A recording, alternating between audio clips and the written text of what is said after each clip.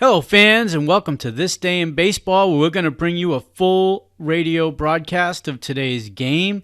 And before we do that, I just want to thank Classic Baseball Radio, and there's a link in the notes where you can check out their full channel. They have many great radio broadcasts. And while you're listening to today's game, if you want to check out much more about the game and the players, look on the links below, and you're going to see links to player pages, the date the game happened, the year it happened, and the play-by-play. Enjoy the game, and check out the links while you're watching the game, and please don't forget to hit the subscribe button so that every time new content comes out, you're going to get that firsthand. And thank you again for checking out This Day in Baseball, and enjoy the game. Hello, everybody. This is Joe Garagiola with George Kell, welcoming you to the third World Series game of 1962. Brought to you by Chrysler Corporation, where quality is engineered into every car. Maker of Plymouth, Valiant, Chrysler, Imperial, Dodge, Dodge Dart, and Dodge Trucks. And by the Gillette Safety Razor Company, maker of the new Gillette Slim Adjustable Razor. Remarkable super blue blades that give all but unbelievable shaving comfort. Foamy, the cream of all instant lathers. And Right Guard, the new power spray deodorant for man. The third game of the 1962 World Series. Yes, sir, we're here in Yankee Stadium. And in a few moments, we'll be all set to bring you the big third game. We say the big one because both managers, it was interesting to note, it's a pivotal game. As far as the pitching is concerned, Alvin Dark says we're not hurting too badly because it'll be Juan Marichal. For the Yankees, it would be Whitey Ford. That would be tomorrow. But the big game today, that's the one that will determine just who will be used. Billy Pierce will be pitching for the San Francisco Giants this afternoon. And for the Yankees, it'll be Bill Stafford. Pierce has done a tremendous job for these Giants. You followed them coming down that stretch in the National League race and in the playoffs. Remember, it was Billy Pierce who came in to nail it down. Pierce has been a big, pleasant surprise with his fastball more than anything else. In the playoffs, he was not afraid to challenge the Dodger hitters. Pierce has been known to have a good slider and a good curveball, but it was the fastball that he kept down that seemed to keep the Dodger hitters off stride. Billy Pierce, the left-hander, is warming up to the left of home plate, while the right-hander and sinker baller Bill Stafford is warming up on the other side. Now, this broadcast is authorized under broadcasting rights granted by the Commissioner of Baseball solely for the entertainment of our listening audience. And any publication, rebroadcast, or other use of the descriptions and accounts of this game without the express consent of the Commissioner is prohibited. Bill Stafford, we watch him warm up right now. He's throwing sinker balls. When you talk to his catchers, both Alston Howard, who, by the way, will be in the lineup along with Moose Skowron. Alston Howard says that Stafford's got them all as far as pitches. Depends heavily on a sinker ball, but he throws a slider, a changeup, and a curve. And when you talk to him, the one thing that both Yogi and Alston Howard add right now is that Stafford is not afraid to throw strikes. That he's got good control, and he's not afraid to get that ball over. So that's the way the ball player appraises him. If you're a fellow for statistics, I'm not too much for him myself, the way they measure it is your base on balls should be about half of what the strikeouts are. Well, Stafford, before the season, 176 strikeouts, and he walked only 57 men. He's a big, powerful guy who comes about three-quarters, and if he's got his good stuff, you should see a lot of ground balls. He, like Billy Pierce, pitches down. It's a partly cloudy day here at Yankee Stadium, and the sun has been coming in and out. You bring that up because it seems like every October when these Yankees are in the World Series, the shadows become so famous and so prominent here at Yankee Stadium. Neither ball club was able to work out yesterday because of the weather. Today, when the sun was out, both left fielders trying to get out there to try to see if there was any effect as far as the shadows are concerned. Right now, there isn't a shadow to be seen in this ballpark. The grass was just cut this morning, so it's a very fast infield and a very fast outfield. Ball clubs like to work out right after work has been done on the infield, but that was impossible because of the weather yesterday. As we mentioned, neither ball club worked out, and this morning the ground crew telling me that at 7 o'clock they were out and they were already working on the grass. just a bit different to the extent that Alvin Dark is leading off with Philippe Alou. This is the first time this year that Philippe Alou is leading off.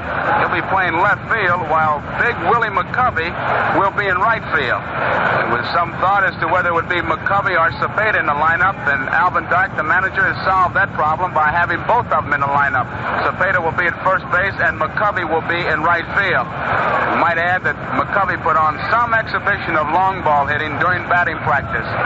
Big Yankee Stadium, down the right field line, it's 296 feet, but it really bellies out to a 344, and in right center, which is a power slot, right center and left center. In right center, it's 407. A big three-tier grandstand here, and McCovey hit two of them that I saw into the third tier. So Willie was really putting on some exhibition of hitting during batting practice. There's no breeze here. The official temperature is somewhere around 65, and they say the wind is from northwest 15 to 25 miles per hour. The ball players will be constantly checking the flags, and as far as they're concerned, not being the weathermen, not knowing maybe the direction, whether it's north or west, the flags are blowing towards the right field corner. And they'll be looking towards those flags all afternoon. Moose Skowron and Elston Howard, not in the second ball game, that 2-0 three-hit shutout pitched by Jack Sanford. Both of them will be in the lineup. Howard has his wrist heavily taped. Skowron with the bat back, feeling much better. He'll be in the lineup. And here are the lineups for the visiting San Francisco Giants. Philippe Alou leads off. He'll be in left field. Alou, left field. Batting second, it's Chuck Hiller at second base. Hiller, second base. Batting third in center field, it's Willie Mays. Mays will be in center field, batting third. In the cleanup spot, it's the right fielder, McCovey. Willie McCovey. M-C, capital C-O-V-E-Y. McCovey will be in right field. Batting fifth, it'll be the first baseman, Orlando Cepeda. Cepeda. C-E-P-A-D-A. Cepeda will be at first base. The catcher, the pride of Strawberry Plains, Ed Bailey. Bailey will be the catcher. Batting seventh, it'll be the third baseman, Jim Davenport. Davenport bats seventh. And batting eighth, it's the surprise of the series so far, the shortstop, Jose Pagan. Pagan is the shortstop. And batting ninth, it's the pitcher, Billy Pierce. Pierce is 116. He has lost 6. For the New York Yankees leading off, it'll be the shortstop, Tony Kubek. Kubek, the shortstop. Batting second, the second baseman, Bobby Richardson. Richardson at second base. Batting third, it's Tresh.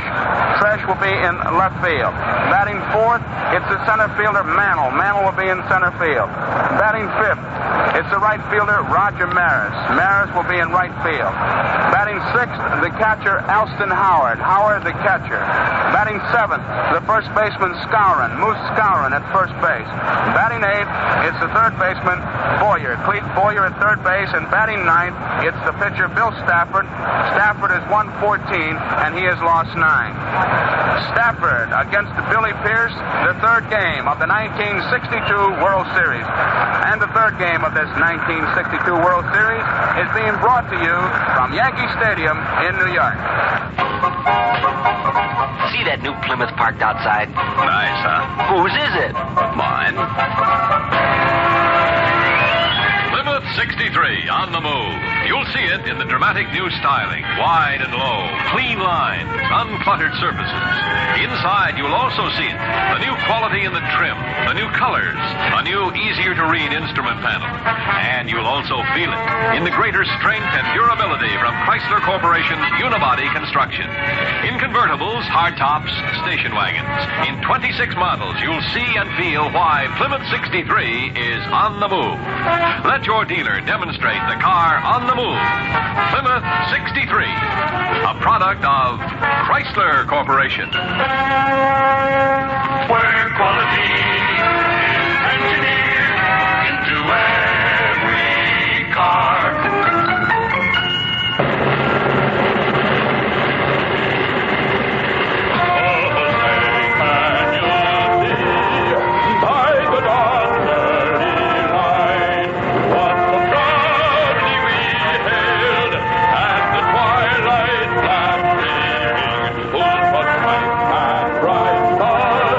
Through the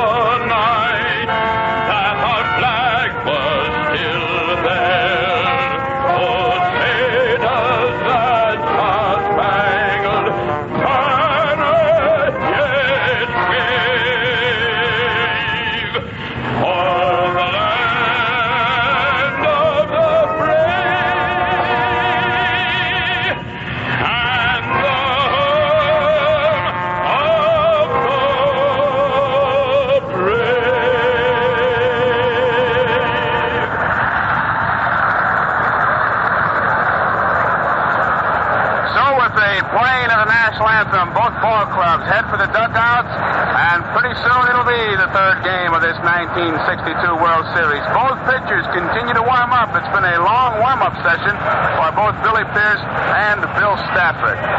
A partly cloudy day. The sun is just peeping through right now. If it would stay like this, would be a little bit of a problem in left field. The trouble spots here are down the lines where it bellies out, and if you're not careful as a right or left fielder, the ball can just hug that wall and scoot on way out to left center or right center. Both ball clubs working out before the game to guard against it. And right now, we pause 10 seconds for station identification. This is WGY 810 on your dial, Schenectady. Are you mixing with the best? Saratoga Vichy with the yellow label. It outsells all the rest. Bill Stafford has just completed his warm-up tosses. He of the sinker ball and the real good slider. Billy Pierce just motioning to his catcher, Tom Haller. He's going to throw a couple more curveballs, an overhanded curveball, the kind that when we were kids, we used to call it drop. On the home plate side, next to the Yankee dugout, Hall of Famer Joe Dimaggio is getting all set to throw out the first ball. And with a smile on his face, he's just motioned Elston Howard to back up a little bit. There's Joe Dimaggio. Tremendous hand. The Yankee Clipper, Hall of Famer. He gets set and throws a strike to Elston Howard. The Yankees all on the top step of the dugout watching the great Yankee Dimaggio. Howard hands the ball back. Dimaggio now going through the Yankee dugout.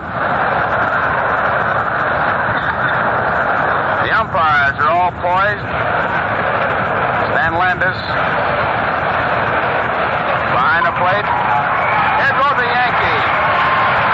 The home club. And if you're wondering about right-handers against left-handers and the platooning and what have you, the Yankees have 6 right-hand hitters against the left-hander Billy Pierce. Keep in mind that both Tom Thresh and Mickey Mantle switch hitters. 6 right-handers excluding the pitchers. 3 left-hand hitters against the right-hander Bill Stafford. McCovey and Cepeda both in the lineup for the Giants. Howard and Skowron, doubtful starters for the Yankees, both in the lineup this afternoon. The third game, and George Kell, it was kind of interesting to sit on a bench of both ball clubs and hear him say that this is the big ball game. It seems like every game in the World Series before it starts, it's always the big one. You're right, Joe. It is a big ball game for both ball clubs. As you said before, this is a pivotal ball game, and each team would like to take a 2-1 edge into tomorrow's game. And, of course, both clubs would like a sweep here in this series and would like to wrap it up right here in Yankee Stadium. But Ralph Houck, I think, echoed the sentiments of all the ball players on both teams when he said it looks like an almost impossible task for either team to sweep in these 3 ball games because we're too evenly matched. And, of course, the Yankees have run into a little better pitching from the Giants than they anticipated, although it would be hard to get them to admit that. But they felt like that the Giants staff coming through the playoffs might be a little bit weary, but Jack Sanford gave a tremendous rise to the pitching importance of the San Francisco Giants. Well, we're getting ready to go here in the third game of this World Series. Bill Stafford, a right-hander, is doing the pitching for the Yankees. Bill has won 14 and lost 9 this year, and his mound opponent will be the left-hander, Billy Pierce. Billy has won 16 and lost 6. The umpires here today, Stan Landis will be behind the plate. Jim Honachik of the American League at first base, Al Barlick of the National League at second base, and Charlie Berry of the American League will be on at third. Hank Soar has moved down the left field line in this ball game, and Ken Burkhart of the National League is down the right field line. They have switched positions. As Joe told you, it's turned out to be a pretty good afternoon here in New York. Rain through most of yesterday and cloudy, cool weather forecasted here today. But right now the sun is popping through. We have a few blue skies up above, still some clouds around, but a bright, sunshiny afternoon is in prospect here for the third game of this World Series. A slight delay right now as the band in center field just getting off the field, and they're getting the chairs out of the way and closing the exit gate. And Philippe Alou steps in to lead off for the Giants here in this third ball game. Alou, a right-handed batter, He has a .333 batting average. He's been to the plate 6 times, and he has 2 hits. He has no home runs, no runs batted in. Bill Stafford looking in to get the sign, and the first pitch of the ball game is on its way. A curveball, it's in there, 1 strike. This will not be the highly partisan crowd that we found in San Francisco, because the Giants have a lot of rooters here in New York, and they seem to be out in mass today. The pitch to Alou is in there. Strike 2, another curveball around the knees. A strike 2 count. Alou, Hiller, and Mays will be the Giant batters here in the first inning. Stafford gets ready. Here's the 2-strike pitch. A curve ball outside. He checked his swing just in time. George, this is the first time this year that Alou is leading off, and that Stafford certainly not pitching to him as you would a leadoff man. He hadn't tried to get ahead of Alou with the fastball. He has thrown 3 breaking balls, 2 real good curveballs, and a slider. Alou is a power hitter, more or less, but with McCovey and Cepeda and Mays in there, it's about as powerful a leadoff man as you can get. 1 ball and 2 strikes. Stafford ready. Here's the pitch. Fastball. It's a little bit high. This one just above the letters. Stafford thought he had him. He looked in to Stan Landis. A ball 2 and a strike 2 count. The Yankees play him straight away, deep in the outfield. Everybody back on the infield. Bill gets ready. The 2-2 pitch. Here's a line drive into center field. Mantle racing in. He's got it. Alou hit that one like a bullet. A low liner into left center. Mickey Mantle racing over to make the catch. That's 1 away, and the batter will be the second baseman, Chuck Hiller. Chuck's a left-handed batter. He has a .286 batting average. He has 2 home runs and 7 trips in the series. 2 hits in 7 trips. No home runs, no runs batted in. Stafford delivers a fastball. It's in there. 1 strike to Hiller. We're in the first inning. 1 out with no one on, no score in the ball game. Time is called as a piece of paper comes floating across the infield, and Stafford's going to run it down. We're going to see some high-priced collectors this afternoon, George. Al Bartlett just came up with a piece of paper. Stafford has just collected some. The breeze is really whipping through here, and a lot of it blowing out of the stands, and ball players hate to be distracted. Here's the 1-strike pitch. Outside, he got the fastball off the corner. 1-1 to Hiller. The weather report for tomorrow is not good. Showers, cloudy weather forecasted for this area on Monday. The 1-1 pitch coming up. Curveball. He got it over. 1 ball, 2 strikes. Stafford has thrown a lot of curves here in the first inning, and he's been able to get them over. Chuck Hiller, left-handed hitting second baseman, standing in. Chokes the bat as he waits on Stafford. Here's the 1-2 pitch. Change-up. He got it too high. A ball 2 and a strike 2 count. Willie Mays is in the on-deck circle, and you'll hear a roar from this crowd when Willie steps in. A great favorite here in New York. The club has moved to San Francisco, but they have not forgotten Mr. Mays. Here's the 2-2 pitch. Down low, fastball coming low and in. 3-2 to Hiller. Both clubs tried to work out here yesterday, but rain interfered. They suited up, ran a little in the outfield, but no chance for infield practice or batting practice. Stafford into the windup. Here's the 3-2 pitch. Ball, he got it too high. Chuck Hiller draws a base-on ball. Here's Willie Mays stepping in.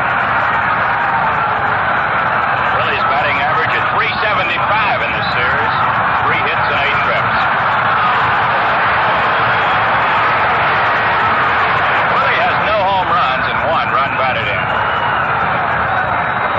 Yankees playing deep and around to the left. Everybody back on the infield but Scour. Stafford delivers a curve.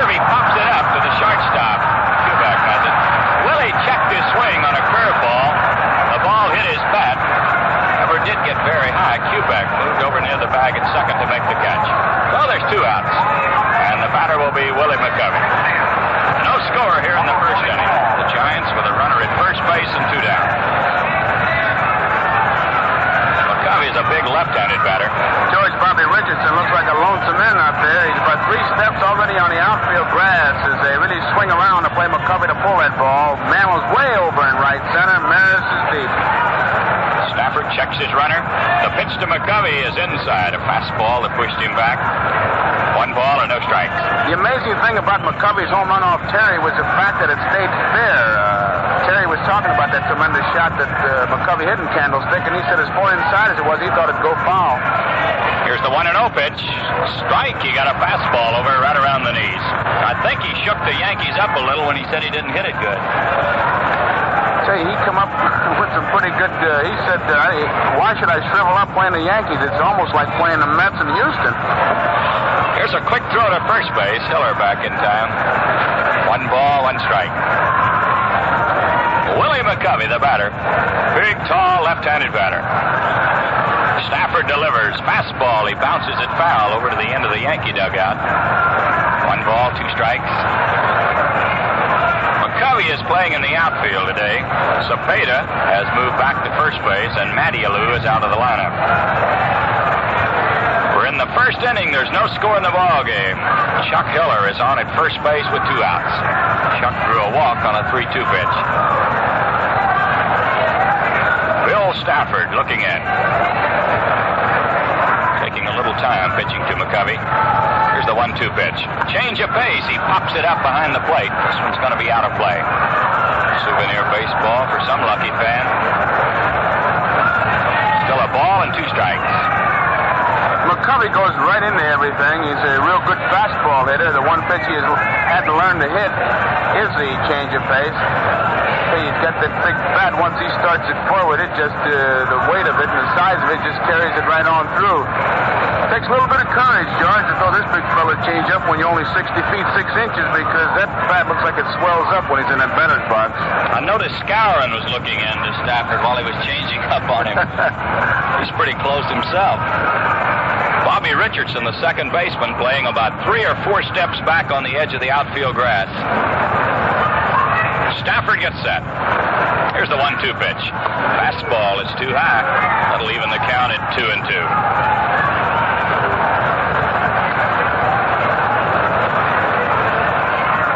The all-important third game of this World Series. The Giants and the Yankees locked at 1 game apiece. Stafford checking the sign. The 2-2 pitch. Curveball. It's too low. Just below the knees with this one. So it's 3-2 to McCovey. The runner at first base will be moving on this pitch. You see, he wanted it badly for that very reason. He didn't want to give that Hiller those extra 4 steps that he'll pick up on the 3-2. He wanted a decision on the 2-2, and he really snapped off a good curveball. But McCovey, he knows that strike zone pretty well. We're ready to go. The 3-2 pitch. Curveball. It's inside. Willie checked his swing in time on a close pitch. It's 2 walks here in the first inning. The Giants have runners at first and second with 2 outs. And the batter will be Orlando Cepeda. Cepeda is looking for his first hit in the World Series. He's been to the plate 4 times. Big right-handed batter. Stafford delivers a curve. 1 strike. The Yankees will play Orlando a little bit into right field. Mickey Mantle was over in right center, has moved back a little bit towards center field. Tommy Tresh over in left center. Here's the 1-strike pitch. Another curve. It's inside. 1 ball, 1 strike. 2 on, 2 outs, no score in the first inning. Bill Stafford trying to get them out. Checks his runners. Here's the 1-1 pitch. Swing and a miss. He got the fastball by him. 1 ball, 2 strikes. They try to keep the ball inside to Cepeda. He likes that ball out over the plate, something he can rifle up the alley in right center. Stafford trying to pitch him tight, keeping the curve down low. Here's the 1-2 pitch. Here's the curve. He hits it deep to left. If it stays fair, it's gone. It is foul ball in left field. Cepeda caught a curveball and drove it deep into left and curved foul at the last moment. Cepeda, when he came into the National League, right now Elston Howard out talking to his pitcher Stafford to settle him down. Cepeda, when he came into the National League, came into the league with the reputation of being a real good breaking ball hitter, which is unusual for the young ball players. Usually the other way around, that they have to learn how to hit the curveball or the breaking stuff. And they're all powerful fastball hitters, but Cepeda is deep in the batter's box, kind of Hornsby stance, the way the older fellas tell you, and can hit that ball in the right center and can wait. He waits on that curveball. Stafford ready, the 1-2 pitch. Here's a ground ball to second base. Richardson knocks it down. Here's the throw to first. He's out on a close play. Bobby Richardson fumbled the ball for just a moment, flipped it over to first in time to get Cepeda. No runs, no hits, no errors, 2 men left, and the score at the end of the first half, the first inning, the Giants nothing with the Yankees coming to bat. Your attention, please. Ladies and gentlemen. And what about that one? What is it? A 63 Plymouth Sport Fury. That's for me. Plymouth's on the move, and the 1963 Plymouth Sport Fury is built especially for the man who likes a car on the move. This is Plymouth with dramatic new styling, but with famous Chrysler engineering features that lead the field. From the wide, low grille to the broad, low hood and fresh new roofline, this car is all new. It's a brand new design, clean, uncomplicated lines, looks and beauty with no reduction in the performance that made Plymouth champ of its class. From now on, you have to own one to catch one.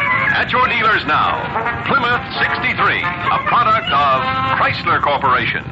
Where quality is engineered into every car. Well, we move along into the bottom of the first inning. There's no score in the ball game. Billy Pierce, a left-hander, is taking his warm-up tosses.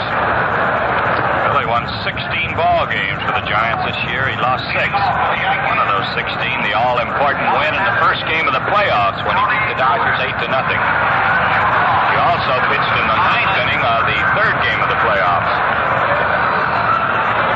Tony Kubek, the leadoff man. He'll be followed by Bobby Richardson, then Tommy Trash.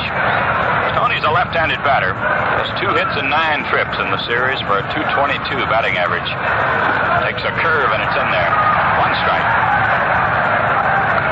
Tony sharpened up, bluffed a bunt. A third baseman, Davenport, is playing right in on top of him. McCovey's in a step or 2 at first base. Billy into the windup.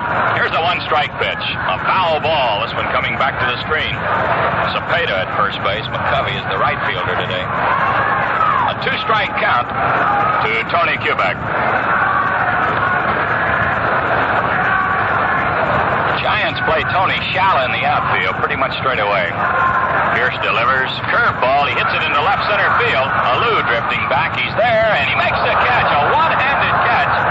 Alou was having trouble with the sun, and at the last moment, he reached up and caught it. The problem with the sun, when you hear the ball players talk about it, is that you lose it as it comes with the background of the people, and it gets up above the stands. You're looking right into the sun. It comes back down, and it's really on you before you realize it. It's a partly cloudy day. It's going to be a yo-yo day with those sunglasses off and on, but they better have them out there. Here's Bobby Richardson, the second baseman. Pierce delivers. Curve. It's in there. 1 strike to Bobby. 1 hit and 9 trips in this series for Bobby for a .111 batting average. Little right-handed batter. Billy gets ready. Here's the 1-strike pitch. Outside. 1 ball, 1 strike. No score. We're in the bottom of the first inning. The Giants had 2 runners in the first, both on walks.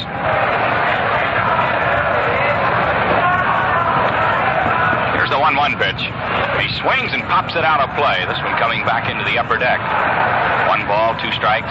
This is a great ballpark for both Mickey Mantle and Mays as far as defensive abilities and putting them on display. Willie is very shallow in center field, and he likes the big ballpark where he can go into high gear and chase it down. He's way in close. Pierce gets ready. Here's the 1-2 pitch. Bobby swings and hits a fly ball into right center field. Mays going over. McCovey is there, and McCovey makes a one-handed catch. Bobby Richardson out on a fly to Willie McCovey in right center field. That's 2 down, and the batter will be Tommy Trash. Willie Mays was all set to make that play, and Big McCovey just reached up like he's picking cherries. I wouldn't be surprised as big as he is to see Mays run right between his legs on one of those plays. I think they're afraid to let Willie take those fly balls, not sure of them. Mays probably told him, he said, look, I'll take everything I can get my hands on. McCovey's going to say, nope, I'm out here to play, and that's what I'm going to do. He just reached up and grabbed it. Here's Tom Tresh. Billy Pierce delivers a bouncing foul behind the plate, rolling off to the left. A one-strike count. Tommy's a switch batter. He'll be batting right-handed against Billy Pierce.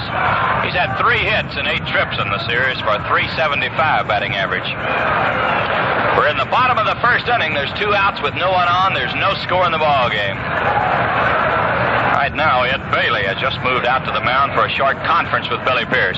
Looks like he may have been crossed up a bit, George. That curveball broke more than he thought. Like he may have been looking for a fastball or a slider, which wouldn't break as much as the curveball that pierced through, because Bailey hadn't shifted over as much as he wanted to. Here's the one-strike pitch. He swings and bounces this one foul down the third baseline. Strike 2 to Tommy Tresh. Pierce has a good slider, and the difference between the curveball and the slider looks like a fastball and just breaks a little bit down and in, whereas the curveball has more of a break on it. It's a bigger break, and therefore you really have to shift over, and Bailey kind of reached for the first pitch. Billy into the windup. The 2-strike pitch is down low, very close. Tresh started to swing. He checked it in time. 1 ball, 2 strikes.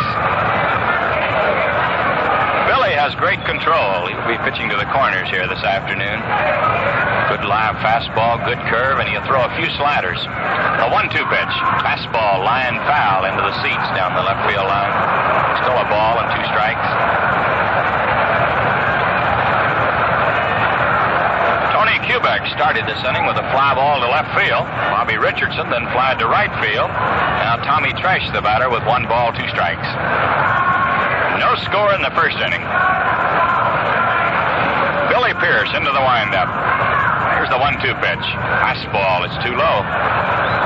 The count is even at 2-2.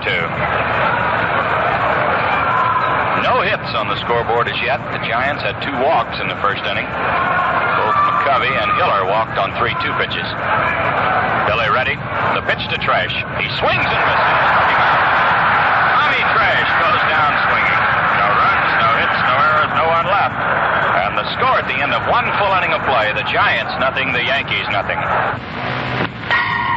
Say, there's a new 63. A 63 what? A 63 Plymouth. So that's a Plymouth.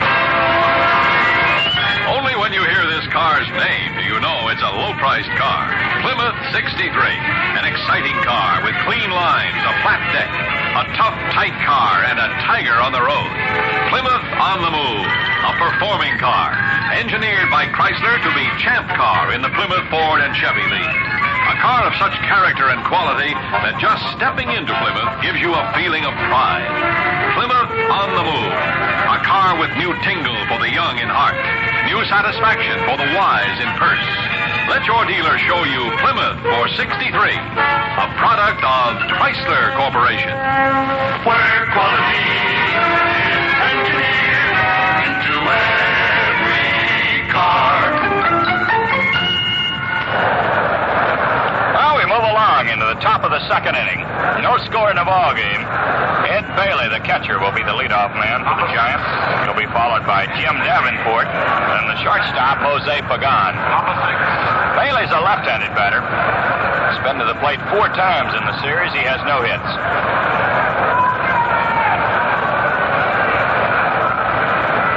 The Yankees move deep and around to the right for the big left-handed batter. Bobby Richardson once again on the edge of the outfield grass. Skowron only a step from the grass near the bag at first base. Bill Stafford looking in. Here's the pitch.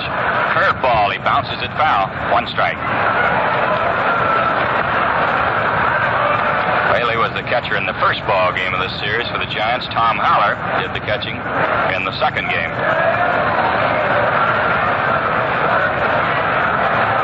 A 1-strike count to the big fella. He's right down on the end of the bat. Stafford ready. The 1-strike pitch. Ball. It's in tight. 1-1 to Bailey. Bill won 14 ball games during the regular season. 9 times he was a loser.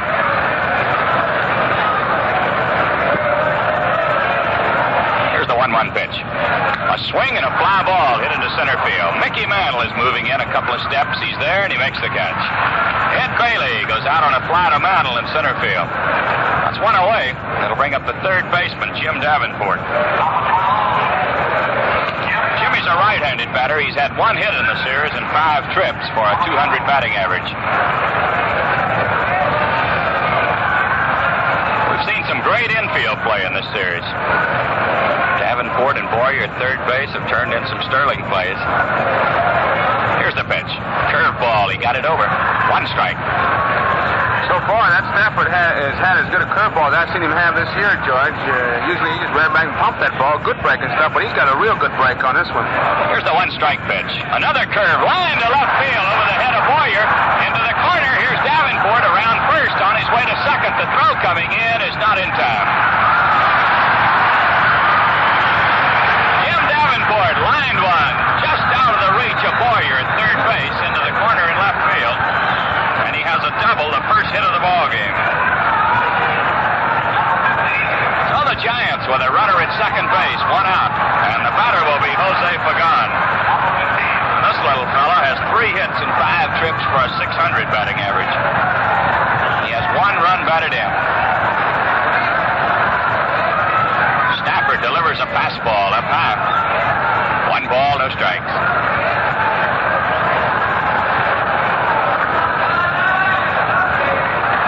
Boyer about even with the bag at third. This little fellow likes to bunt, and he's one of the fastest base runners on this ball club. Bill checks his runner. Here's the 1-0 pitch. Curveball. He got it in tight. Ball 2 and no strikes. The Giants threatened in the first inning. They have 2 walks. Failed to score as Cepeda grounded to the second baseman to end the inning. Now here in the second inning, after Bailey had flied to center, Davenport has just lined a double into left field. Here's the 2-0 pitch. Curveball. He pops it up right back behind the plate, almost into our radio booth. Ball 2 and strike 1. Good indication of the caliber of pitching in this series. 2 balls and no strikes, a curveball strike. The pitcher who can control something besides a fastball when he's behind that hitter, 2-0, 3-1, 3-0. That's the good pitcher. And Stafford, 2-0 in the spot here, snapped over a curveball strike. Bill taking the long look in on the 2-1 pitch. Checks his runner at second base. Here it is. Fastball down low. A ball 3 and a strike 1 count to Pagan. Jose stepping out of the box for a moment, checking with Whitey Lockman down at third base. Wants to see if the hit sign is on for this 3-1 pitch. And I would imagine it would be if it's to his liking. Stafford ready. Here it is. He swings and hits a bouncing ball to second. Richardson over to Skowron in time for the out. Davenport moves to third base. Jose Pagan going out second to first. So the Giants have a runner at third base, 2 down, and the batter will be Billy Pierce. There's Billy coming on, a left-handed batter. There's no score in this ball game. Giants have had 3 base runners. The Yankees have had none so far. Billy Pierce stepping in. Stafford into the windup. The pitch. Curveball. It's too high. 1 ball, no strikes. The Yankees certainly respect Pierce's hitting ability. Mickey Mantle is playing him in right center field. Trash is shallow in left field. They give him a lot of room in left center. Usually they play straight away or to the opposite field. Here's the 1-0 pitch. A fly ball hit into left center field. Trash racing over. He's there. Makes the catch. Billy Pierce out on a fly ball into left center field. For the Giants in the second inning, no runs on 1 hit. There were no errors. 1 man left. And the score at the end of the first half, the second inning, the Giants nothing, the Yankees nothing. There's my next car. You can afford that. That is a 63 Valiant. A 63 Valiant. It's Valiant for 63. All new outside. Fresh, clean, easy to look at. The best all-around compact anybody's come up with yet. All new inside, too, where nothing is very compact. Valiant thinks big. The way it seats you, the way it carries you. The roofline is thinner. You get larger door openings, a lot more headroom. And you get excellent performance. Everything this little giant offers you is Chrysler engineered. Valiant does everything well. It's the best all-around compact anybody's come up with yet. Valiant at your Plymouth Valiant dealers now. See the 1963 Valiant, a product of Chrysler Corporation. Where quality is engineered into every car. Let's pause 30 seconds here for station identification. This is WGY 810 on your dial, Schenectady. Is your beverage only half satisfying? Then ask yourself this question. Are you mixing with the best? Saratoga Vichy with the yellow label. It outsells all the rest. The genuine Vichy with the yellow label. Tastes better tonight. Feel better tomorrow. Saratoga with the yellow label. Well, we move to the bottom of the second inning. Mickey Mantle will be the leadoff man for the Yankees. He'll be followed by Roger Maris and then Elston Howard. Billy Pierce into the windup, and here's the first pitch. Ball, it's too low. 1 ball and no strikes. Mickey has 1 hit in the series and 8 trips, a 125 batting average. Batting right-handed against the left-hander. The 1-0 pitch. Down low. Ball 2 and no strikes. Once I asked him, George, if he ever batted right-handed against a right-handed pitcher or vice versa, just to see the curveball break away from him occasionally. He said only once, and that was against Hoyt Wilhelm, only to see the knuckleball, thinking he would have better luck from that side than his regular left-handed side. There's a lot of right-handed batters that probably tell him it breaks the same way. Say, that's a real advantage. Here's the 2-0 pitch to Mickey. He swings and bounces it in the hole. The third baseman, Davenport, can't make the play. It got away from him. Davenport went into the hole to get the bouncing ball on the short hop. It got away from him, and Mantle is safe at first base. Have to wait for a ruling on that. Scored is an error against the third baseman. So Mantle at first base with no one out, and the batter will be Roger Maris. No home runs. He's had 2 runs batted in. So the Yankees have their first base runner, and the shift is on against Maris. Billy Pierce delivers outside. 1 ball, no strikes. Pagan, Hiller, and Cepeda are all on the right side of the infield. Davenport is wide of the bag at third, but he's playing in closer, Joe, than he did in San Francisco. Pierce gets set. Here's the 1-0 pitch. Ball, it's down low. Ball 2 and no strikes. Looks like Davenport may be trying to protect against that curveball to be hit off the end of the bat. If Maris should hit the squibber, we're liable to see the unusual play of third baseman to shortstop to first. Because Pagan is right near the bag at second base. Hiller has to protect that hole between first and second. Billy gets ready. The 2-0 pitch. Ball, it's down low. A fastball over the plate, but too low. 3-0 to Roger Maris. Mickey Mantle at first base with no one out here in the second. There's no score in the ball game. Billy taking a little time right now. Comes to a set position. Here's the 3-0 pitch. Strike. He got the fastball right down the middle. Raj was taking all the way. Needless to say, in the outfield, the Giants are deep and far to the right. Willie McCovey is back on the warning track in deep right field. Pierce gets set. Here's the 3-1 pitch. Strike 2. A blazing fastball over the plate at the knee. 3-2 to Maris. We'll check Mickey Mantle at first base to see if he's moving on this pitch. May have been run with Bailey catching. Maris taking a good look across that. All he wants to know what's happening with Mantle. You certainly have to look for him to run. Pierce gets a sign.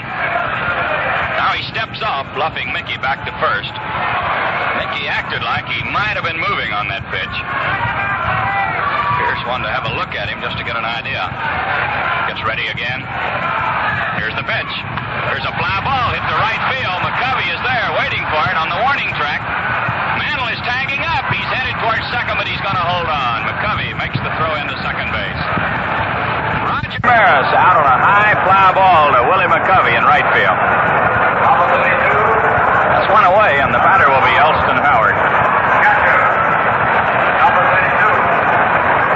A scoreless ball game here in the bottom of the second inning. The Yankees have a runner at first base with one down. Howard's a right-handed batter. He's had 2 hits and 3 trips. Ellie did not play in the second game of the series. Pierce delivers.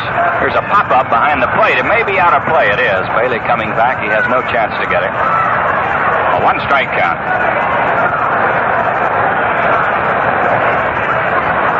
Howard hurt his wrist sliding into home plate in the first game, and he was forced out of action for the second one.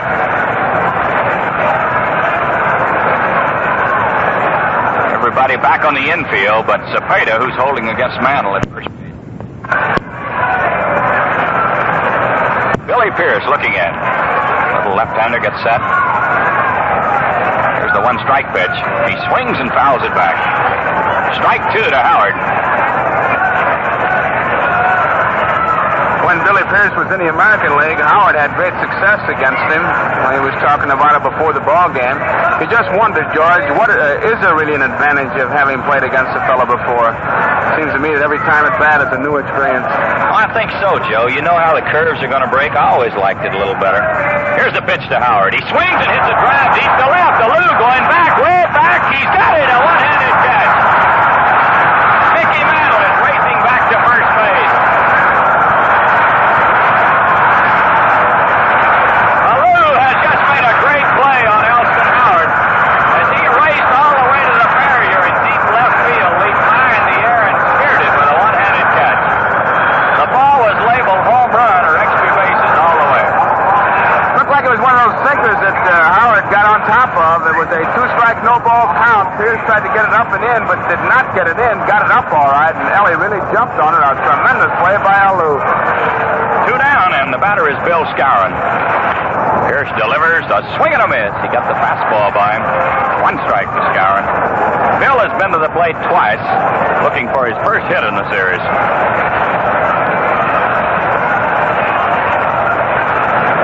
Lou had trouble on the first ball hit to him, a routine fly. Certainly had no trouble on this one as he made a great play. They're having a problem getting Alou back. They want to move him back. Pierce gets set. The pitch. A swing and a miss. He foul-tipped it, says Stan Landis, right into the mitt of Ed Bailey. A strike 2 count to Bill Skowron. There's no score in the ball game. We're in the bottom of the second inning. Giants have 1 hit, 1 error. Yankees, no hits, no errors. Mickey Mantle opened this inning. He was safe on an error. He's still at first with 2 outs. Maris fly deep to right. Howard deep to left. Here's the pitch to Skowron. He swings and misses. Ball around the knees, and Skowron strikes out. No runs, no hits, 1 error, 1 man left. And the score at the end of 2, the Yankees nothing, the Giants nothing. Take a look at that, will you? Hey, a 63 Valiant. A Valiant? Pretty classy. The 1963 Valiant. Best all-around compact anybody's come up with yet. It's a new Valiant, a roomier Valiant. The Valiant station wagon, for example, has more kid and cargo space than ever before. Plus these famous features: torsion-air ride, unibody construction, the battery-saving alternator. And that's just 3 of 27 features your Plymouth Valiant dealer's waiting to show you in the new Valiant station wagon. Some compacts are good at economy, some performance, some luxury. But Valiant does everything well. It's the best compact anybody's come up with yet. The 1963 Valiant, a product of Chrysler Corporation. Where quality is engineered into every car. Well, Alou, the leadoff man for the Giants here in the 3rd inning, and he's getting a big round of applause as he steps in. Philippe's 0 for 1. He lined a Mantle in center field back in the 1st inning. A scoreless ball game as we move into the top of the 3rd inning. Bill Stafford against Billy Pierce here this afternoon. Here's the pitch to Alou. Fastball. He got it over. 1 strike. To tomorrow, right here, it'll be Whitey Ford for the Yankees and Juan Marichal pitching for the Giants. Here's the pitch. Curveball. He fouls it back. This one hit Elston Howard on the arm and rolls away. A strike 2 count.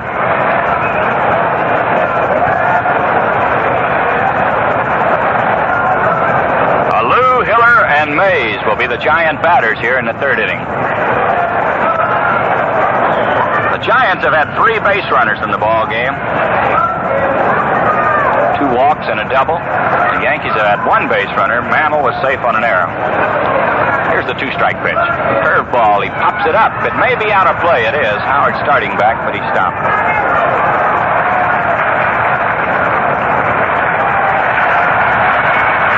Still 2 strikes to Philippe Alou. The lights have been turned on here at Yankee Stadium. The sun is still shining. It's a cloudy, overcast day with the sun popping in and out. But the umpires have ordered the lights to be turned on, starting the 3rd inning. Stafford into the windup, delivers a curve. He pops it up again over near the dugout. This one behind the dugout about 2 rows. Stafford hitting the corner with a good curveball, keeping Alou off stride. Stan Landis tossing a new baseball out to Stafford. He didn't like that one. He tossed it back, and he gets another one.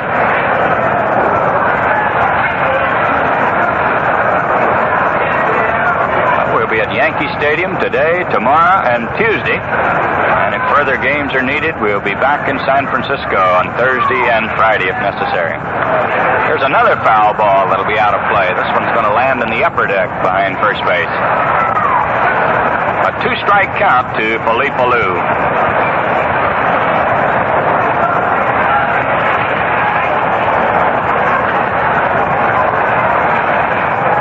Philippe right down on the end of the bat, waiting on Stafford. Here's the pitch. Curveball. He hits it hard to 3rd. Boyer has it to throw to 1st. He's out. Alou goes out. Boyer to Bill Skowron. That's 1 away. And the batter will be Chuck Hiller. Chuck drew a walk his first time at bat. Left-handed hitting second baseman's had 2 hits in this series in 7 trips. It was a double by Hiller that picked up the first run against Ralph Terry in the 2nd game. Hiller doubled, moved to 3rd on a sacrifice, and scored on a ground ball. Takes a fastball outside. 1 ball, no strikes. Boyer's in close at 3rd. Everybody else back on the infield. 1 ball, no strikes. Here's the pitch. He swings and fouls it off down the left field line. This one going into the upper deck. 1-1 to Chuck Hiller. Wes Westrom is coaching at first base for the Giants, and Whitey Lockman coaching at 3rd base.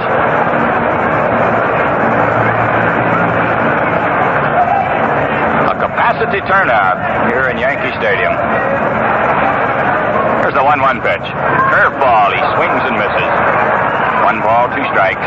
Another good curve, Joe, and he's getting them over. And he's starting to let up a little bit on his curveball, which is the same as having another pitch. He's thrown a good quick breaker, dive bomber type, and then he's letting up. He let up on his curveball, and Hiller was way out in front. Even if he'd have hit that ball, he wouldn't have driven it anywhere. Chuck chokes the bat a little more with 2 strikes on him, just to protect the plate. Here's the 1-2 pitch. Curveball. He bounces it foul down the first baseline. Same curve that he swung and missed on the pitch before. Chuck got out in front and pulled this one foul. 1 ball, 2 strikes. Stafford is very effective when he's able to get the curveball over. When he can't get it over, he's in a bit of trouble. Today, he's been getting it over. He's usually in the clubhouse early.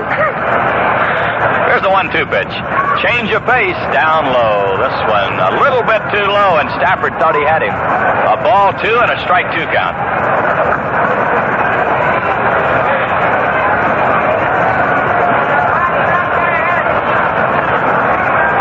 Bill looking in to Elston Howard to get the sign. Here's the 2-2 pitch. Ball. It's up high. He checked his swing. 3-2 to Hiller. This Alou and Hiller both have really made Stafford work. They've made him use a lot of pitches, which could be a telling factor late in this ball game. Chuck standing in, waiting on Stafford. Bill into the windup. The 3-2 pitch. He swings and fouls it off down the left field line. Boyer is chasing it, but he has no chance to get it. Still 3-2. Now, Lou used up 7 pitches. This is the 6th one for Hiller. How many times do you see a fellow go out there and make 3 pitches and get out of it and go back into the dugout? But Stafford is up there with the 3-2 count on Hiller now after really having to work against Lou. Well, he has a cool, cloudy afternoon. The sun is in behind the clouds right now, so the heat should not be a problem to him. But he has thrown a lot of pitches here in the first 3 innings. Here's a 3-2 pitch. Strike 3 call. He gets the fastball over. And Hiller is called out on strikes. That's 2 down. And the batter will be Willie Mays. Willie popped to the shortstop his first time at bat. Checked his swing on a curveball and popped it out. There's no score. We're in the top of the 3rd inning. 2 outs, no one on. Willie Mays, a strong right-handed batter. Here's the first pitch. Fastball in tight. 1 ball, no strikes.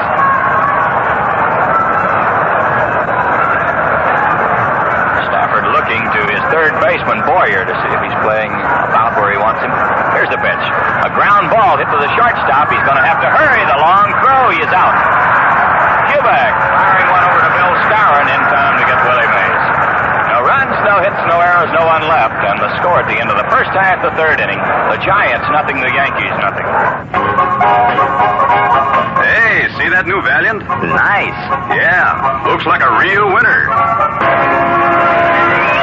1963 Valiant.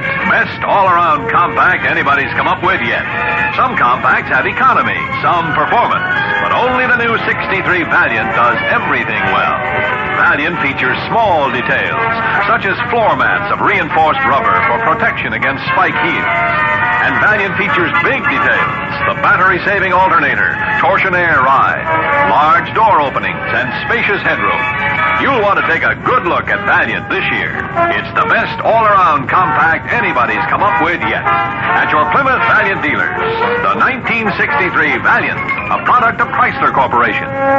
Where quality is engineered into every car.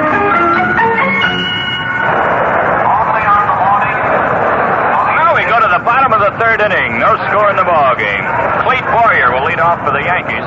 He'll be followed by Stafford and then Tony Kubek. The Yankees have had but 1 base runner against Billy Pierce. That was Mickey Mantle, safe on an error, leading off in the 2nd inning. Mantle remained at first base as Billy retired the next 3 batters. Boyer's had 2 hits and 6 trips for a .333 batting average. He swings and pops it up into center field. He's moving in. He moves back a couple of steps and he makes the catch. Clete Boyer swinging on the first pitch, flies to center. It's 1 away, and the batter will be Bill Stafford. There's Bill coming on. Nice round of applause as he steps in. Bill is given up with 1 hit. There's a double to Davenport down the left field line. Stafford can swing that bat. Remember one ball game we had where Ralph Honk even put a hit-and-run play on. Here's the first pitch. He swings and fouls it back. Pierce coming in with a curveball around the knees. A 1-strike count. 1 out with no one on. We're in the bottom of the 3rd inning. There's no score in the ball game. Billy Pierce gets ready. Here's the 1-strike pitch. He butts. It is foul down the 3rd baseline. Stafford catching the 3rd baseman Davenport, playing back a couple of steps. Bunts it foul. So Billy Pierce is out in front with a strike 2 count. Well, tomorrow the Yankees will come back with their great left-hander, Whitey Ford, and Alvin Dark will send Juan Marichal, his big right-hander, to the mound.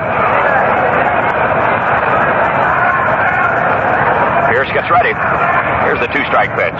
Curveball. He lines it to center. Here's Mays coming in. He's got it. Bill Stafford put one on a line right straight to Willie Mays in center field. George talking about Whitey Ford. Some fan with a great sense of humor sent him a telegram, and the message was, why don't you pitch every day, and just signed it Willie.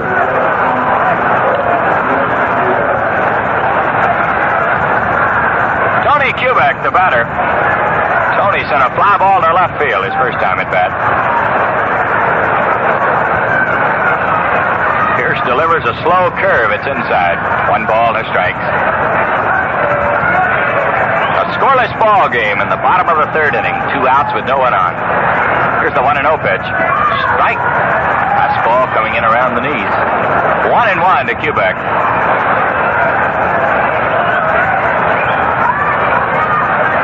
Billy Pierce working quickly. Delivers. There's a fly ball down the left field line. Alou going over near the fence. This is against the fence. He can't get it. Here's Kubek on his way to second.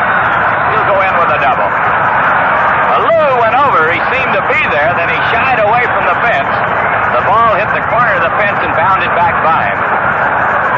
Hey, it's been one of those Halloween afternoons for Alou so far. He's made a tremendous play in this ball game, but here was a case where you could see him flip the glasses, look for the fence, look for the ball. The sun has been in, it's been out. Right now it's out, the lights are on, and it's been a little bit of a job playing left field. We've seen some great left fielders, Joe, have trouble here in Yankee Stadium. It's always been a problem. I tell you, I've seen some left fielders play left field in Yankee Stadium. When the game's over, they wish they'd gone to air conditioning school. Bobby Richardson, the batter. A runner at second with 2 down in the third inning. No score in the ball game.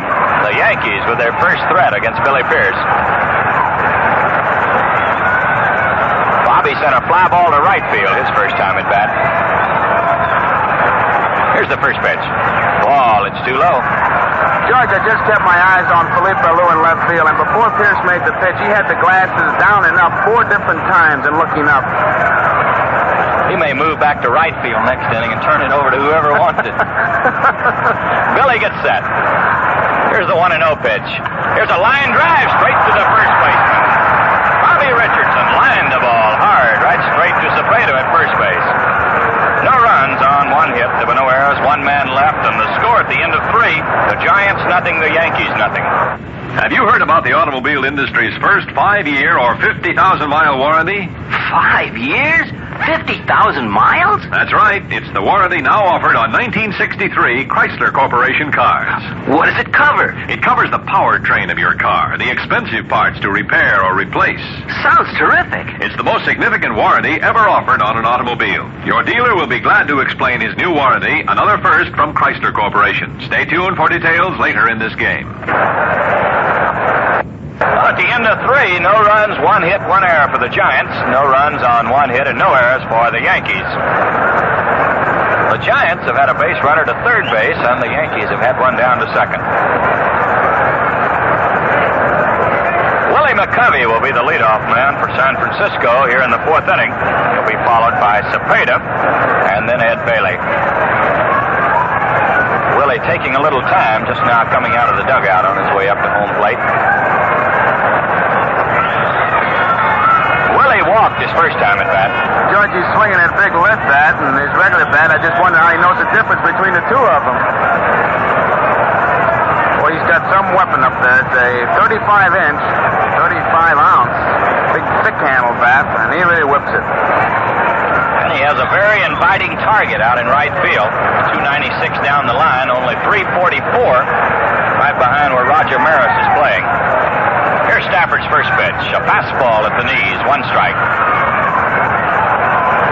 McCovey has had 1 hit in 4 trips in the series. That was a tremendous home run out at Candlestick Park.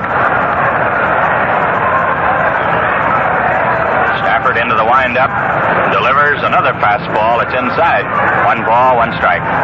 They don't overshift on McCovey, but it's as close as you can get without overshifting. Kubek is 2 steps from the bag. Richardson way back at second base, and Scowen guards that line. Here's the 1-1 pitch. Curveball. It's in there. 1 ball, 2 strikes. Kubek is almost behind the pitcher. Now, we used to shift against Williams, Joe, and I remember one day Johnny LaPon got right behind the pitcher and Trout was pitching. He says, they don't need playing behind me. He says, I'll take everything hit through here. And LaPon says, I'm not sure you will if he hits it hard. Here's the 1-2 pitch. Fastball, it's in there. McCovey is called out on strike. Bill Stafford plays the fastball right down the middle, and Willie was caught looking. It's 1 away, and the batter will be Orlando Cepeda. Cepeda Cepeda is 0 for 1. He bounced to Bobby Richardson his first time at bat. Orlando, a strong right-handed batter. Here's the pitch. Ball, it's too low. 1 ball, no strikes. We're in the top of the 4th inning. 1 out with no one on. There's no score in the ball game. Stafford against Billy Pierce here today. The 1-0 pitch. He swings and fouls it off. This one coming back in the upper deck. 1 ball, 1 strike. Cepeda, batting in the first inning with 2 on, drove one deep into the stands in left field that just curved foul at the last moment. Then Stafford got him to hit a bouncing ball to second base. Here's the 1-1 pitch. Curveball, he bounces it to third. Boyer has it back of the bag. The long throw is up high and he's safe.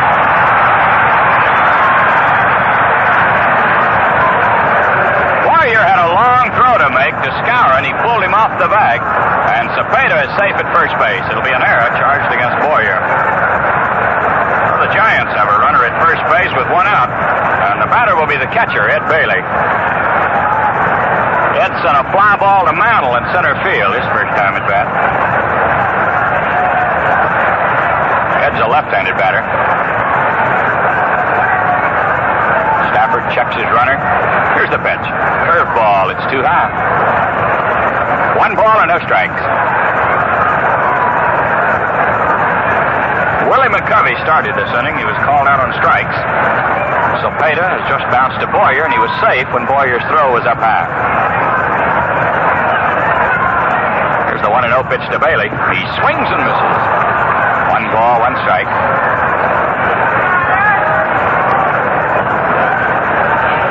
The Yankees have pulled far to the right for Bailey. They're playing him as a pull hitter all the way.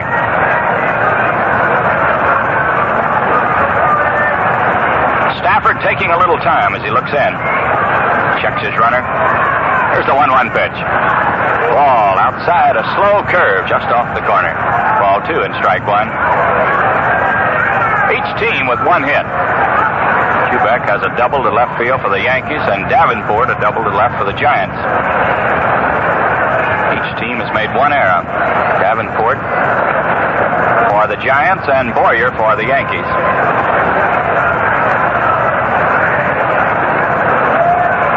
Ed Bailey standing in with a ball 2 and a strike 1 count.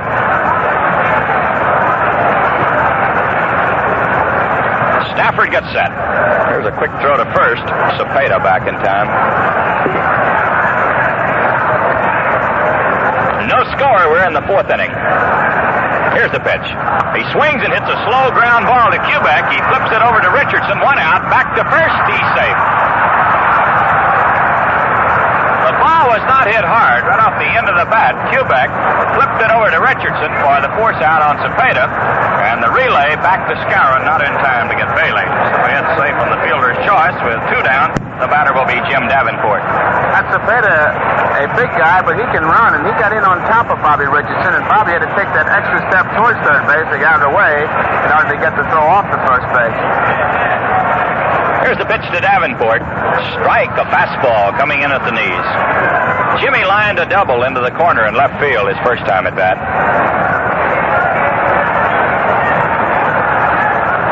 Stafford ready. The pitch. Curveball. He hits it into the air into shallow left field. Tommy Tresh is coming in. He's got it. The side's retired. Jim Davenport flying to Tresh in left field. No runs, no hits, 1 error, 1 man left, and the score at the end of the first half, the 4th inning. The Giants nothing, the Yankees nothing. Here are the details on the new 5-year or 50,000-mile warranty on 1963 Chrysler Corporation cars. Your authorized Chrysler Motors Corporation dealer's warranty against defects in material and workmanship covers the powertrain. This means that Chrysler will replace or repair for 5 years or 50,000 miles, whichever comes first, all these important parts. The engine block, head, and internal parts. The transmission case and internal parts, excluding the manual clutch. The torque converter, the drive shaft, the universal joints, excluding dust covers, the rear axle and differential, and rear wheel bearings, provided the car has been serviced at reasonable intervals according to Chrysler's certified car care schedules. Factory-approved remanufactured parts may be used for replacement. As you know, these are the expensive parts to repair or replace, and the warranty has a certificate for change of ownership. See your authorized Chrysler Corporation dealer and ask about his new 5-year or 50,000-mile warranty. Another first from Chrysler Corporation. Well, in the bottom of the fourth inning, Tom Tresh will lead off for the Yankees. He'll be followed by Mickey Mantle and then Roger Maris. It's a scoreless ball game as we go into the bottom of the fourth inning, each team with one hit.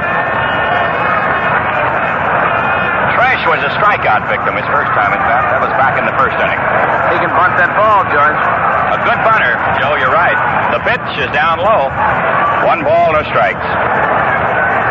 Foul tip, says Landis. He checked his swing on a low pitch, and Landis said he foul tipped it, so it'll be 1 strike. Pierce into the windup. The pitch, he swings and pops it foul. This will be out of play back in the upper deck. 2 strikes to Tresh. Tommy's been to the plate 9 times. He's had 3 hits.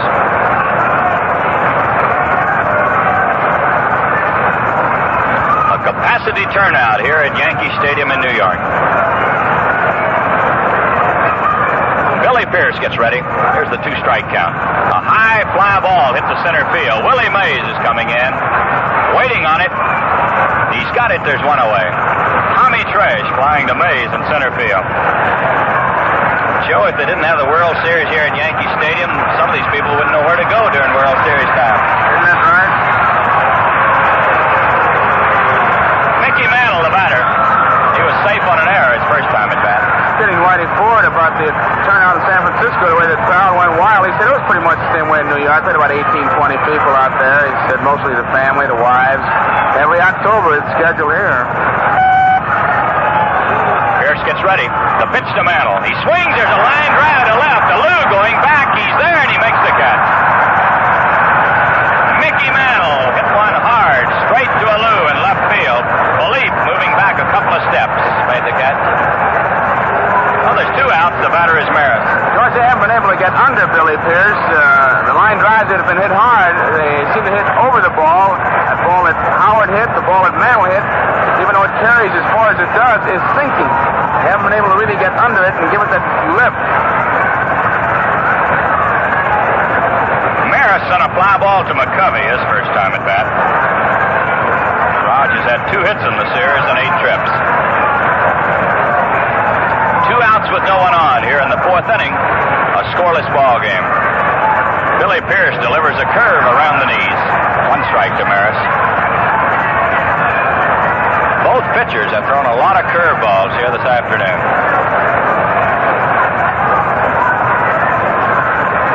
Billy taking a little time as he looks in. Here's the pitch. Another curve. It's down low. 1 ball, 1 strike.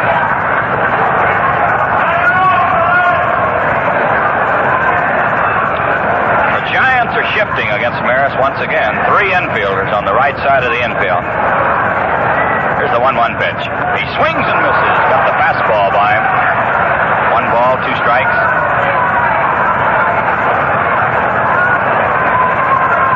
Roger hit a towering fly ball to right field his first time at bat. Willie McCovey moving right back to the fence to make the catch. Here's the 1-2 pitch. A foul ball back in the press box. Still 1-2.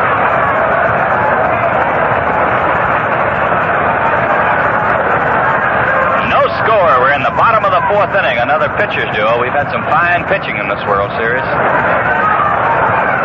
Pierce ready. The 1-2 pitch. Curveball. He bounces it down the first baseline. Cepeda picks it up. The race to the bag. He's out. Roger Maris bounces to the first baseman, Orlando Cepeda. No runs, no hits, no errors, no one left. And the score at the end of 4. The Giants nothing and the Yankees nothing. Here are more details on the new warranty described earlier in this game. The new 5-year or 50,000-mile warranty on 1963 Chrysler Corporation cars. This is the most important warranty ever offered on an automobile. It covers the powertrain, the workhorse of your car, the expensive parts to repair or replace. And the warranty is transferable if you sell the car. See your dealer for full details on the industry's first 5-year or 50,000-mile warranty from Chrysler Corporation. Well, let's Let's pause 30 seconds here for station identification. WGY Schenectady. You know, it takes a special something extra to be a Major League Baseball player or anything else that rates as the very best. Take Saratoga Vichy, for instance. Saratoga's naturally good, naturally lively, spring fresh flavor adds that extra snap and extra sparkle to every drink. In fact, Saratoga Vichy has such extra tantalizing flavor, it's delicious all by itself. Next time you get that great big thirst, enjoy the extra satisfaction you get only from Saratoga Vichy with the yellow label. Well, we go into the top of the fifth inning. There's no score in the ball game. Jose Pagan will lead off for the Giants. He'll be followed by Billy Pierce and then Philippe Ballou. George, when a guy comes up like this what makes that third baseman get up on his toes, huh? Joe, you don't have to remind me. I've played in close for a lot of these guys, but they don't all bunt. Once in a while, they swing away at you. Pagan bounced to second base his first time at bat. Takes a pitch inside. 1 ball, no strikes. This little fellow beat out a bunt on Whitey Ford that drove in the first Giant run in the series. That was in the first ball game. Stafford ready. There's the 1-0 pitch. He swings and pops it up behind the plate. Here's Howard coming back. He might have the room on it. He does. He makes the catch. Jose Pagan fouls to the catcher, Elston Howard. I used to always like the look on the infielder's face. You'd be catching in a Pagan. Somebody come up, you know it's going to be funny, so you say, come on in, be alive for the fun. They'd move in about 4 steps, then he'd slash one by. And you guys would get so mad, and all we were trying to do was remind you, just come on in. We just don't want you to lay back. Joe, I'm just glad I don't have to go through that anymore. Here's Billy Pierce. Sent a fly ball to left field his first time at bat. Billy, a left-handed batter. Stafford delivers a curve. It's in there. 1 strike. You know, the worst part about it, You call for those slow curves when you call the third baseman in instead of the good live fastball. Stafford delivers another curve. It's outside. 1 ball, 1 strike. Billy Pierce, the batter, with 1 out and no one on in the 5th inning. No score in the ball game. Stafford into the windup. The pitch. He swings and fouls it off. This one's going into the upper deck behind third base. 1 ball, 2 strikes. Billy's not a bad hitter. And as Joe told you a few moments ago, the Yankees showing a lot of respect for his hitting ability as Mantle plays him to pull just a little bit. Of course, one reason they're probably going to pitch him a lot of curveball, and they figure he'll pull that more than he will the fastball. Here's the 1-2 pitch. Down low, he checked his swing in time. Landis looking down to first base to Jim Honachek to see if Billy had gone through with the swing, and Honachek giving no sign. So it's a ball 2 and a strike 2 count. Boyer continues to play in close at third, even with 2 strikes on Pierce. Here's the 2-2 pitch. Strike 3 called. He got the fastball over, and Billy Pierce is called out on strikes. That's 3 strikeouts for Stafford.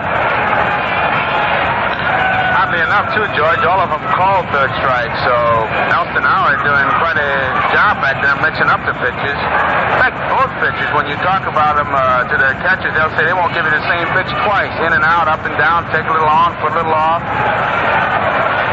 Here's the pitch to Alou. He swings and fouls it back. This one's going to be out of play. It's coming back into the lower deck. 1 strike to Philippe Alou. Alou lined to center field his first time at bat. In the 3rd inning, he bounced to the third baseman, Boyer. Here's the pitch. High fly ball hit the right field. Roger Maris moving in. Kemp's under it. He's waiting. Makes the catch and the side's retired. No runs, no hits, no errors, no one left. And the score at the end of the first half of the 5th inning, the Giants nothing, the Yankees nothing. Well, the first half of today's game was brought to you by the Chrysler Corporation. The second half of this game is being brought to you by the Gillette Safety Razor Company. Well, Big Don Larson pitched in the first game of this series, and he'll be in there again. The last time that Don pitched here in Yankee Stadium in a series was in 1956, and he was a hero. He pitched the only perfect game in series history. Not a man reached base. The other day, he was thinking about something something else. Let's listen. There is nothing like a refreshing Gillette shave to pick you up. And when you use these great Super Blue blades, it's so easy you just can't believe it. Well, Don is one of the many, many millions of enthusiastic Super Blue users the world over who are enjoying this never-before shaving comfort. How about you? Have you tried them yet? If not, take advantage of the current Gillette World Series special and save yourself 34 cents. Now, in it, you get double-edged Super Blue blades for the clean, quick shaves of your life. The new streamlined, slim, adjustable razor is longer, lighter, with a compact head for tricky, hard-to-reach shaving areas. Plus, a 79-cent can of Gillette Foamy, cream of all the instant lathers. This is a $2.29 value, but right now you can get them all, razor, blades, and lather, for only $1.95. Ask for the Gillette World Series special.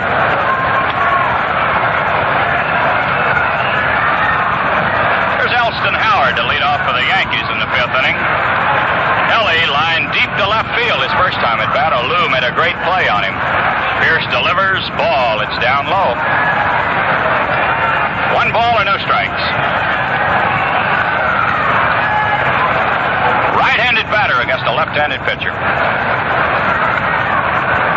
A scoreless ball game here in the bottom of the fifth inning. Only 2 hits today, 1 by each team. Kubek has a double for the Yankees. Jim Davenport, a double for the Giants. Howard waiting on Pierce. There's the 1-0 pitch. A swing and a ground ball into left field, right down the line. It may be extra bases. Here's Howard on his way to second. The throw coming in, not in time.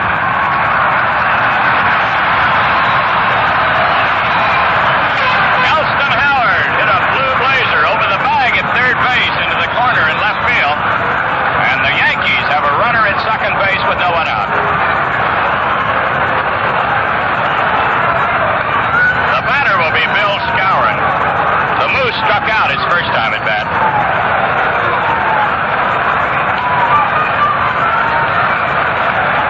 This is the first real threat against Billy Pierce. The Yankees earlier had a runner at second base with 2 outs.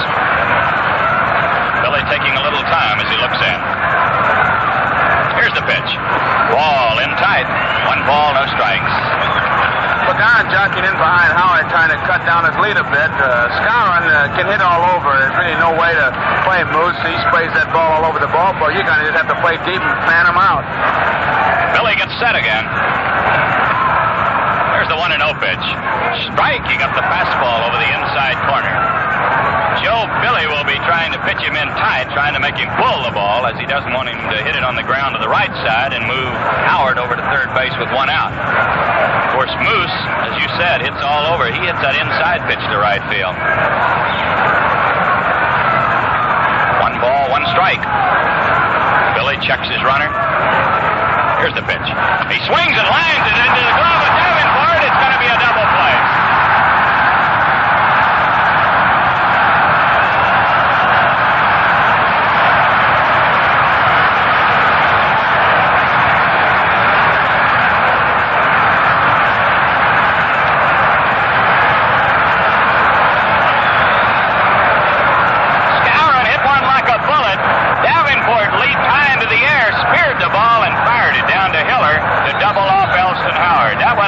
It was going into the corner for extra bases. A great play by Davenport. There's 2 outs, and the batter will be Cleet Boyer. Cleet fly to center field his first time. Slow curve. Here's a fly to center. Willie going back, still going back, way back in center. He's got it. Boyer flying deep to center field. Now for the Yankees. No runs, 1 hit, no errors, no one left. And the score at the end of 5, the Yankees nothing, the Giants nothing. Well, right now you can bet manager Ralph Houck is pondering several weighty decisions. And if he makes them the way he's been doing it all season, chances are they'll be right. One thing he can always be sure of is the right way to shave. With him, it's Gillette Super Blue Blades in the adjustable razor. The newest adjustable is the Slim. Now it's lighter for easier handling, longer for better balance. And it comes with a dispenser of Super Blue Blades and a 79-cent can of Foamy, Gillette's own instant lather, as this year's World Series special. It's a $2.29 value, and it's yours right now for only $1.95. The new Gillette Slim razor, with its compact design, gets right into those hard-to-reach spots under the nose and chin. And the Slim is adjustable. The precision dial provides 9 different settings, and one is just right for your skin and beard. Get the Slim adjustable now with super blue blades and foamy. A $2.29 value for only $1.95. You save 34 cents. Well, Joe, that was quite a play by Mr. Davenport. Yes, sir, and I tell you, he's been making plays like that all year for these Giants. They nickname him the fastest glove in the West is what they hang on him. I tell you, it was interesting to watch the battle between Pierce and Skowron, trying to keep Skowron from hitting the ball to the right side where the ground ball would move Howard over to third base. Pierce was moving it in and out, and he jammed him twice, and then got a ball to the outside part of the plate, and to show you the power that a Skowron has, he actually broke his bat on the line drive that he hit at Davenport as he went out to get the breaking ball and pulled it. Davenport, with those quick hands, made the play, and so far the defensive plays, George, have been all on the side of the Giants. They've come up with some beauties, one by Davenport and one by Al Lew in the second inning off Elston Howard. Well, here's Chuck Heller to lead off for the Giants in the 6th inning, followed by Mays and then Willie McCovey. A scoreless ball game here in the top of the 6th. Stafford delivers up high. 1 ball, no strikes. Heller, a left-handed batter. He walked in the 1st inning, struck out in the 3rd. Here's the 1-0 pitch. He swings and sends a fly ball to right field. Maris is drifting back near the bullpen. He's there, makes the catch. 1 step from the fence. The wind is a big factor. The flags are blowing towards the right field corner, and you can see that Hiller was not known as a home run hitter. Got plenty of wood on the ball, and back Maris right up against that wall. Well, there's one away, and here's Willie Mays. Willie has popped to the shortstop and grounded to the shortstop in 2 trips.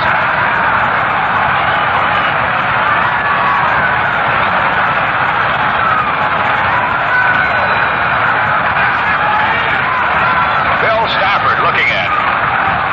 Here's the pitch to Mays. He swings and fouls it off, so he out of play. 1 strike. Joe, did you hear the roar that went up here in the stadium when Skowron lined into the double play? It gives you an idea of how many Giant fans are in this ballpark. All over town you can hear them, and it's a tribute not only, there's only, well, a couple ball players that you can say that about. Everybody kept talking about Willie's coming back, and everybody seemed to know who they were talking about. Just like when they say the man, you know, you're talking about Amusio. When they talk about Willie's coming back, these Giant fans, they're talking about only one guy. Here's the 1 strike pitch, a curveball that's in there. Strike 2 to Mays. Willie stepped back. The curve broke over the plate. A strike 2 count. Think he was guessing a little bit, George? He might have been on that one, Joe. But if he ever guesses right, he got a new ball game. Here's the pitch. A curve outside. 1 ball, 2 strikes. Very few ball players will say they guess. They all look for pitches. When you ask them to define what's the difference between looking for a pitch and guessing, it really gets down to a fine line. Henry Aaron's got the best answer. Henry says, if you ask him if he guesses, he said, no, he looks. He said, well, what do you look for? He said, well, I look for the pitcher to throw it. Stafford ready. Here's the 1-2 pitch. Curveball. He's fallen out on strike. Willie Mays taking a curve over the outside corner was called out on strikes. He didn't like the call on that one. He whirled back to Landis. Elston Howard thought it was 3 outs. He had gone back toward the dugout. Landis had to remind him there's only 2 down, and the batter will be Willie McCovey. McCovey walked in the 1st inning, was called out on strikes in the 4th. It's 4 strikeouts for Stafford, and they've all been called strikes.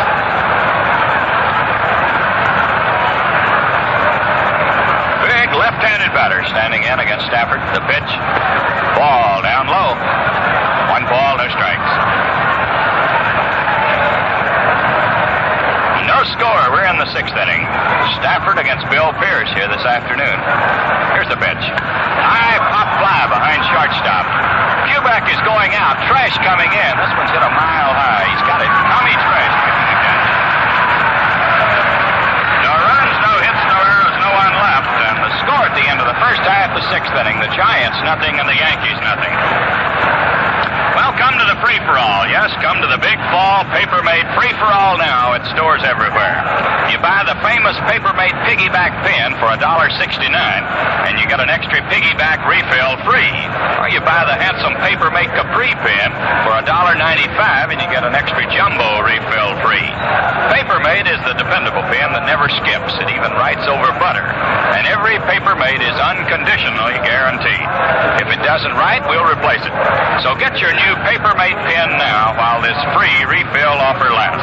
Come to the Big Fall Paper Made free-for-all. You buy a Paper Made piggyback pen, you get an extra piggyback refill free. And you buy a Paper Made Capri pen, and you get an extra jumbo refill free. So come to the Big Fall Paper Made free-for-all now, wherever Paper Made pens are sold.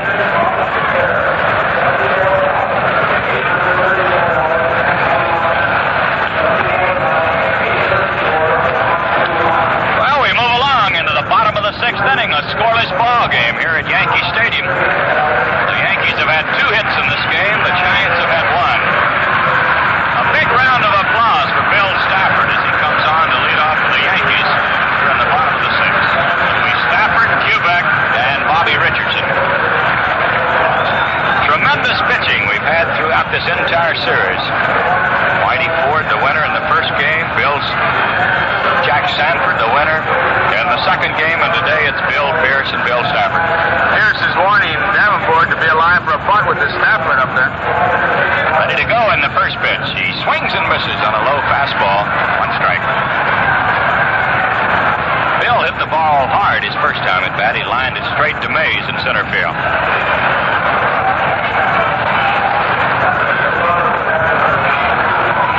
Billy Pierce looking in. Here's the pitch. Down low. 1 ball, 1 strike. The Yankees threatened in the fifth. Howard led off with a double, but Skowron lined into a vicious double play. Here's the pitch. Strike 2. He tried to check his swing, but he'd gone too far. 1 ball, 2 strikes.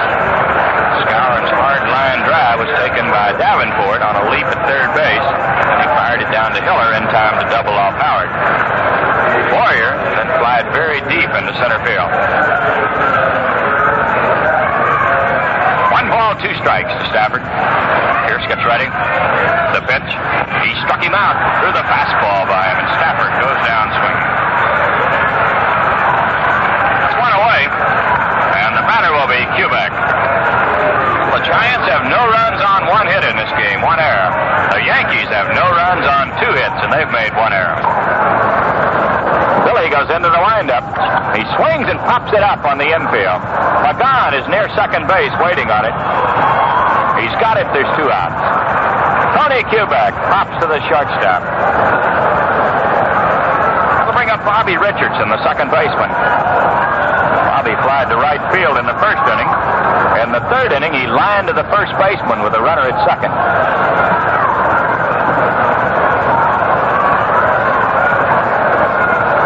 Bobby had a single his first time at bat in this World Series, and that's been his only hit so far. Here's the pitch. He swings and hits a hard grounder to short. McGowan has it. Here's the throw to first. He's out. Richardson goes out. McGowan to Cepeda.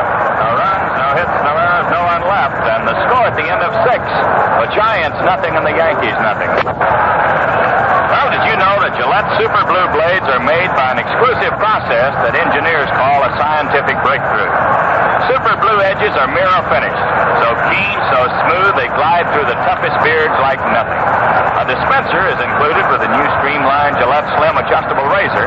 And right now, as a Gillette World Series special, you get both razor and blades with a 79-cent can of foamy instant lather. Now, it's a $2.29 value, and it's yours right now for only $1.95. You save 34 cents. Three-hit shutout by Sanford for the 2-0 win.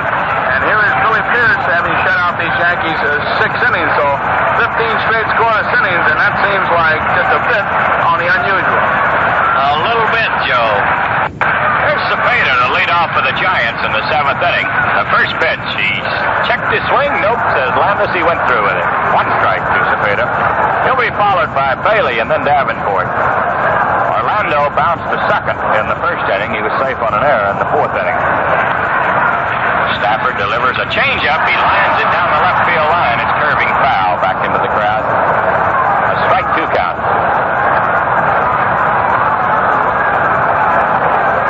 The Giants had 2 runners on in the first inning, failed to score. Had a runner at third base with 2 outs in the second and failed to score.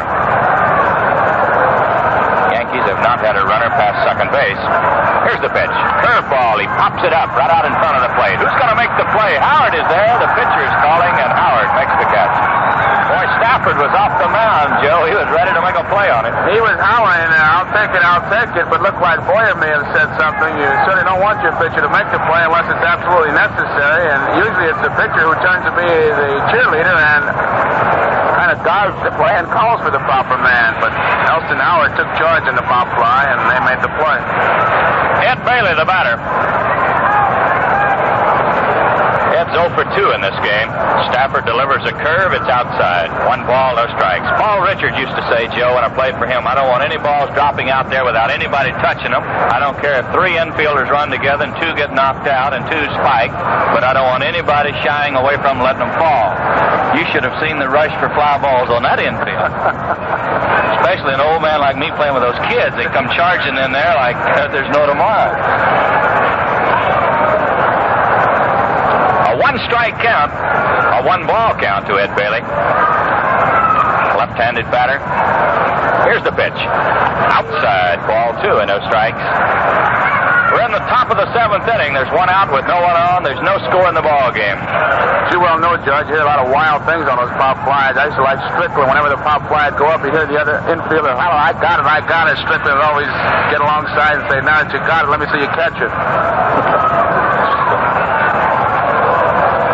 Somebody said, why don't you say, I'll try it. I'll try this one. Here's the 2-0 pitch. Down low. 3-0 to Bailey. Got the fastball too low. Did you notice in the latter part of your career the influx of the proper English of "I have it"? Right. Ed Bailey standing in with a ball 3 and a no-strike count. Stafford ready. Here's the pitch.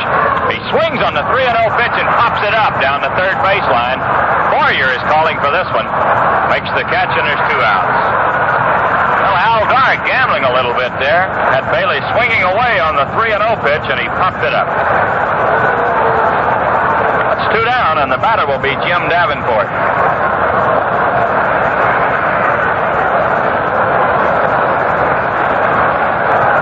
Jimmy's had a double in 2 trips today.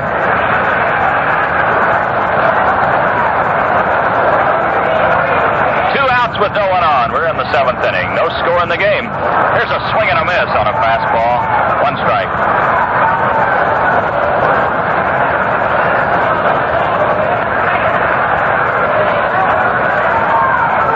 Stafford ready. The pitch. Strike 2. He cut the outside corner. 2 strikes to Davenport. Bill Stafford and Billy Pierce matching pitch for pitch here this afternoon in the 3rd game of this 1962 World Series.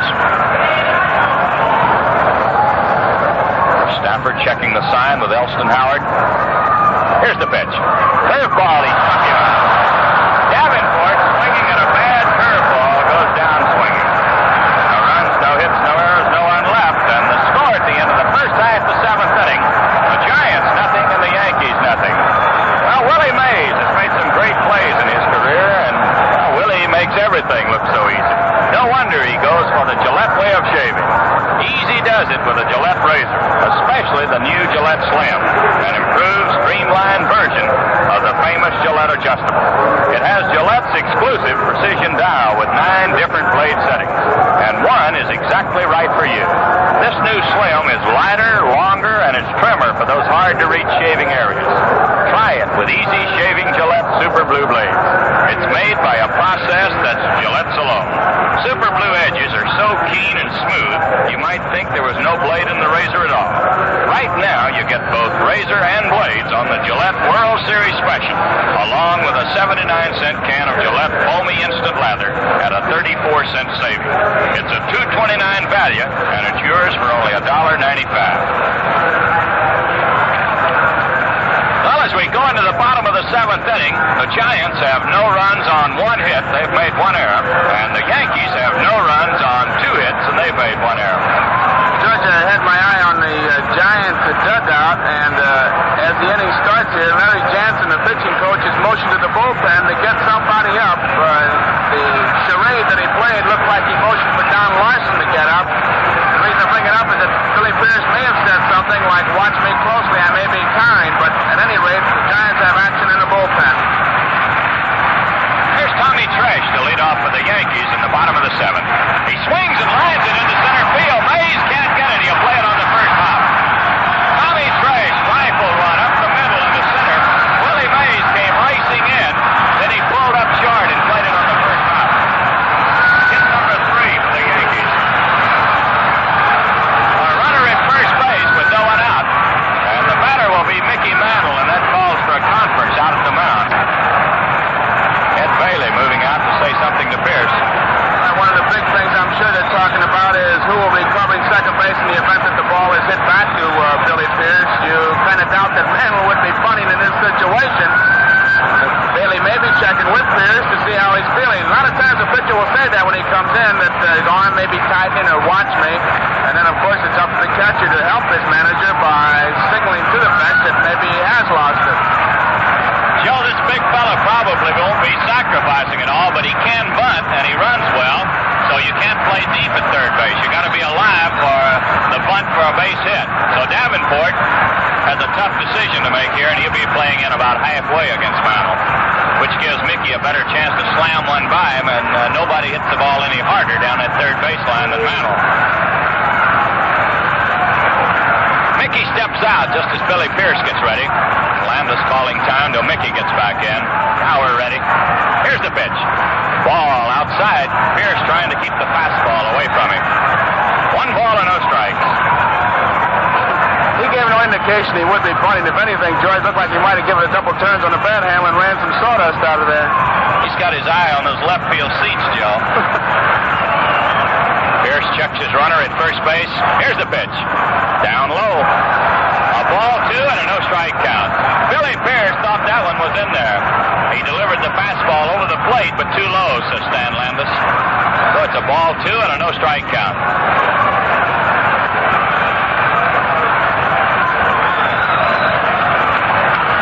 Pierce gets ready again. Here's the 2-0 pitch. Mickey swings at the fly ball down the right field line. It's curving foul. This will be out of play. Ball 2 and strike 1. He's got a cinch first and third situation if he is able to hit the ball in the right field. If he hits it anywhere near the line, George, Tresh will be able to score because McCovey is way over in right center field. They're playing Mantle from right center towards the left field line. You know, Joe, it's a wonderful thing to have a ball player that can hit a ball a mile and still run like a deer. You don't see many of those guys that hit the long ball and they're fast. You can't double them up. Mantle's a tough man to double up.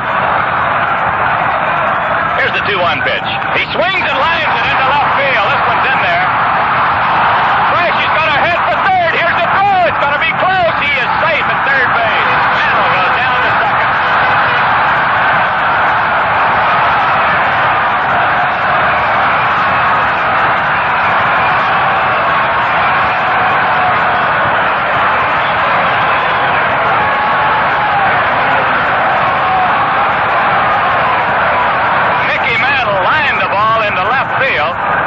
Played it on the first hop.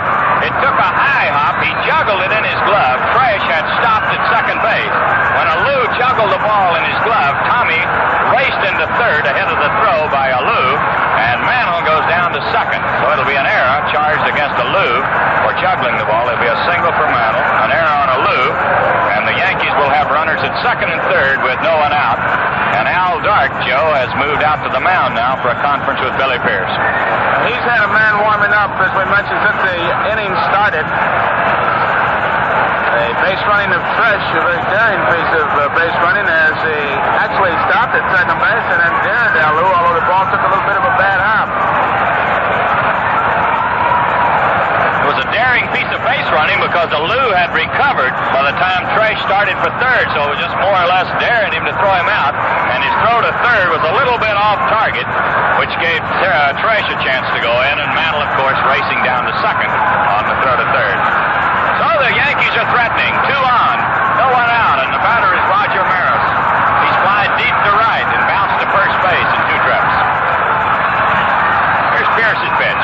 He swings and lines it into right field. This one's in there for a hit. 1 run in, 2 runs in. Here's Maris headed for second base. He'll go in safely.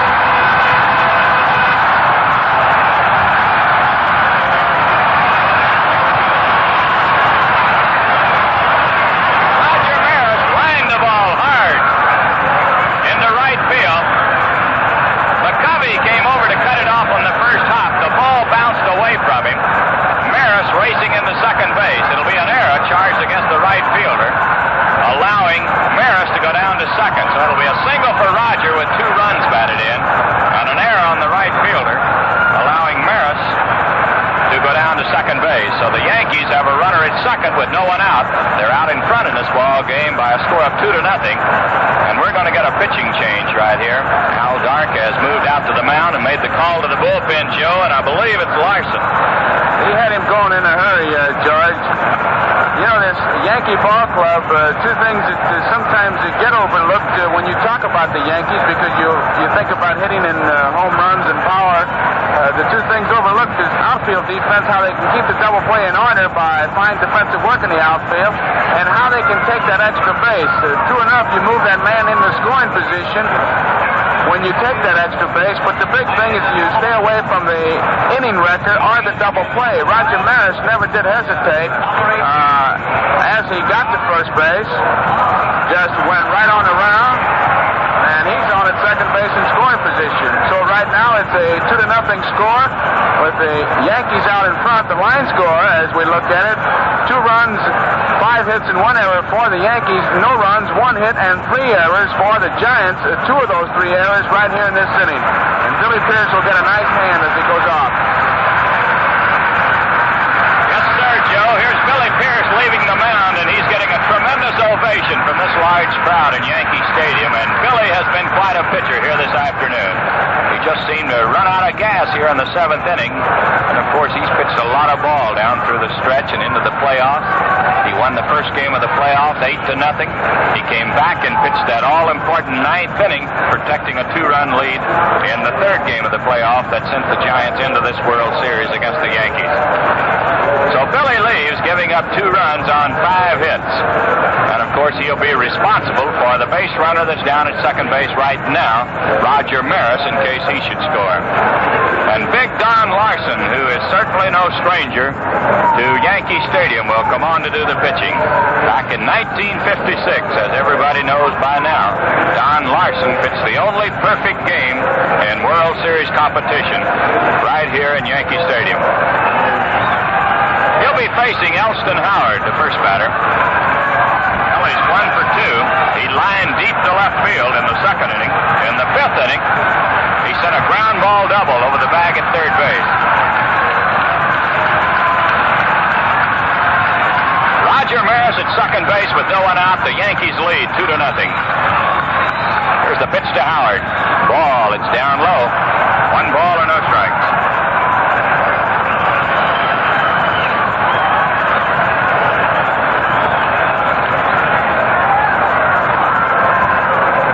Pagan keeps racing over behind Maris, trying to hold Roger close at second base. Larson checks his runner. The pitch. A swing and a miss. Large slider breaking to the outside corner. 1 ball, 1 strike.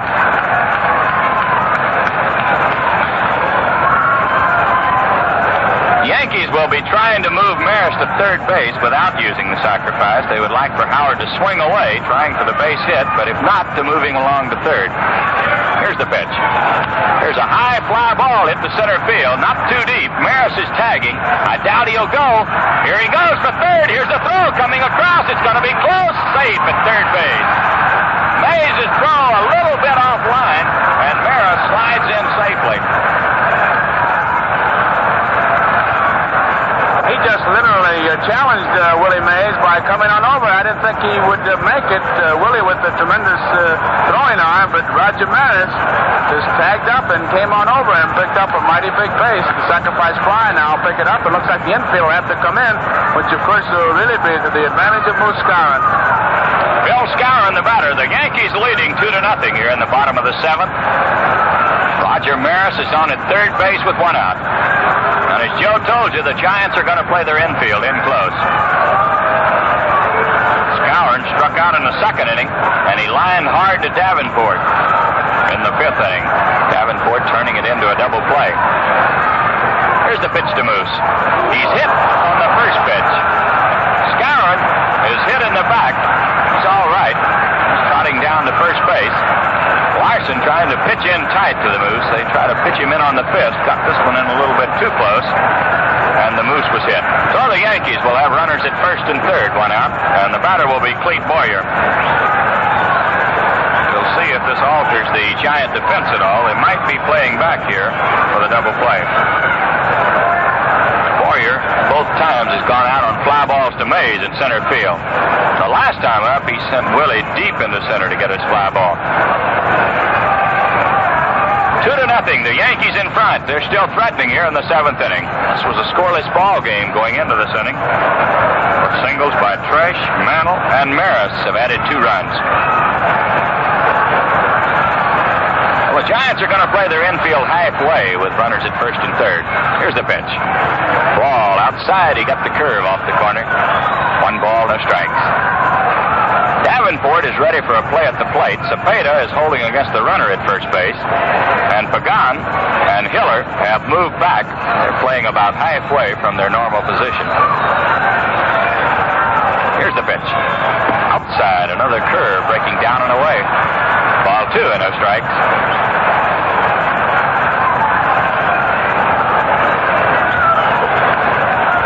The pitcher, Stafford, will be the next batter, so Larson is going to be careful with Boyer. He would rather not walk him to load the bases, but he had rather pitch to Stafford than Boyer in this spot, so it'll be interesting to see how he pitches to Clete. So far, he's been trying to get him to bite at a bad curve. Don gets set. Here's the 2-0 pitch. He swings and misses on a curveball. Ball 2 and strike 1. Can really see what he's doing. Our vantage point is directly behind home plate, and he's really trying to get him to go for that curveball because that's the double play, the ground ball pitch that Larson has, and so far he's just been throwing nothing but breaking balls. Larson looking in. Big fella taking a lot of time in this situation. Here's the 2-1 pitch. A swing and a miss on a bad curve breaking down and away. That one was in the dirt. Boyer was going for it. So it's all even at 2-2.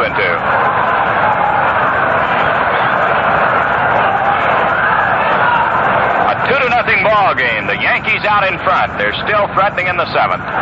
Runners at 1st and 3rd with 1 out. Clete Boyer, the batter, with a ball 2 and a strike 2 count. Larson ready. The pitch. A ground ball to the shortstop. They're going for the double play. Over to second. Back to first. He's safe at first base. Hiller juggled the ball at second base just long enough to enable Boyer to beat the play, and Maris comes in with the 3rd run of the inning. George, there's a big play of Roger Maris able to come over to third base on the fly ball hit by Alston Howard. He picked up the base where he scores on the force out hit into by Boyer. Just that split second, and Hiller held that ball, the difference. And not only did the Yankees pick up a run, but they have their pitcher coming up. If he does go out, they won't have to lead him off in the 8th inning. Bill Stafford, the batter. Boyer at first base with 2 down here in the 7th. The Yankees are in front, 3-0. Here's a quick throw to first. Boyer back in time. I doubt that Boyer will be running in this spot. He'll be staying close to the bag. Here's the pitch. A swing and a miss on a curveball. As Joe told you, the Yankees do not want Stafford leading off in the 8th inning. I'd rather he'd bat right here. So Boyer beating the play at first base made it a big play in a lot of ways. It got the run in. It got Stafford to the plate. Here's the pitch. Bill hits a ground ball to first base. Cepeda steps on the bag, and the side's retired. 3 runs in the inning. 3 runs on 3 hits, 2 errors, 1 man left, and the score at the end of 7 full innings of play. The Yankees 3 and the Giants nothing. Well, Bobby Richardson has been a World Series hero, and Mel Allen was talking to him in the clubhouse the other day. Let's listen. I see you've got several dispensers of Gillette Super Blue Blades there in your locker, Bobby. Yes, Mel. I don't ever want to be caught short of Super Blues if I can help it. I'm really sold on those quick, clean shaves. Nothing like it. Well, Bobby repeats what millions upon millions of men say about the Super Blue Blade. Men who've made it the world's most popular blade by far. An exclusive Gillette process gives them edges so keen, so smooth, they whisk through the toughest beard like it wasn't even there. Refreshing shaves, clean, quick shaves you have to experience to believe. And Super Blues are double-edged for added convenience. You get more shaves per blade.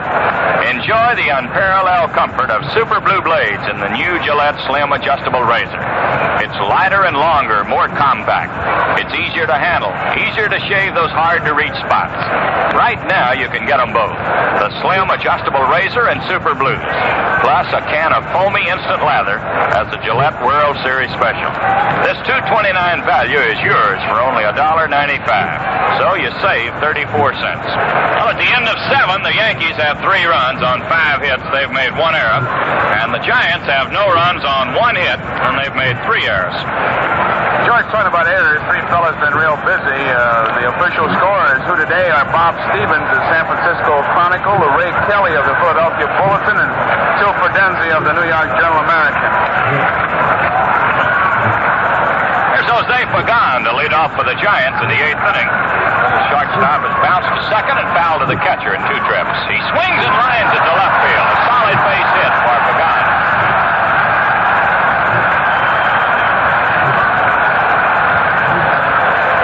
Matty Alou has moved out of the dugout. Matty will bat for Don Larson. So, with a runner at first base and no one out, the left-handed hitting Matty Alou will come on here to bat for Don Larson. A 3-0 ball game. The Yankees are out in front. The single by Pagan was only the 2nd hit off Bill Stafford.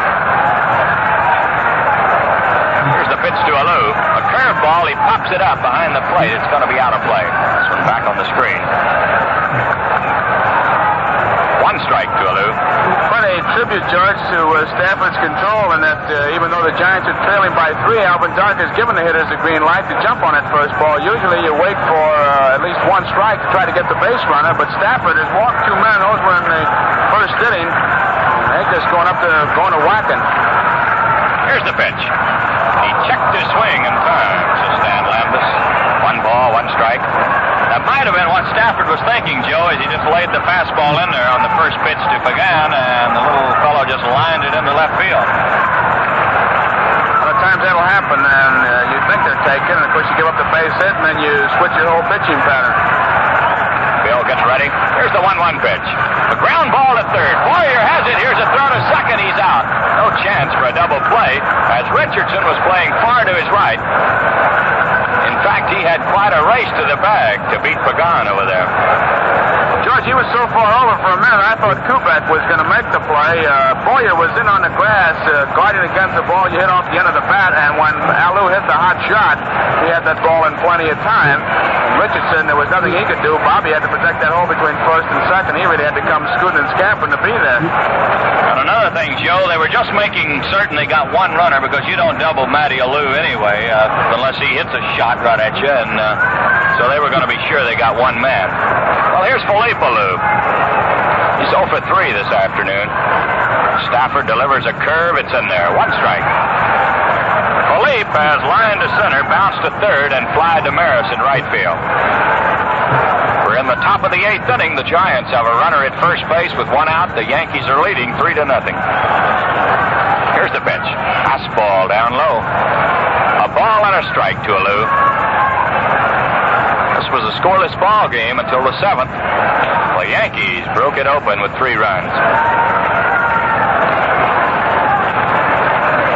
Alou waiting. Here's the 1-1 pitch. Outside, just off the corner with this one. Ball 2 and strike 1. Billy Pierce started on the mound for the Giants, and he was a great pitcher here this afternoon. He seemed to tire a little bit in the 7th inning. 3 straight singles drove him out. Don Larson came on. Now Larson is out of the game for a pinch batter, and we'll have a new Giant pitcher in the bottom of the 8th. The 2-1 pitch to Alou. He swings and lines it off the glove of Stafford. He picks it up. Here's the throw. He's out.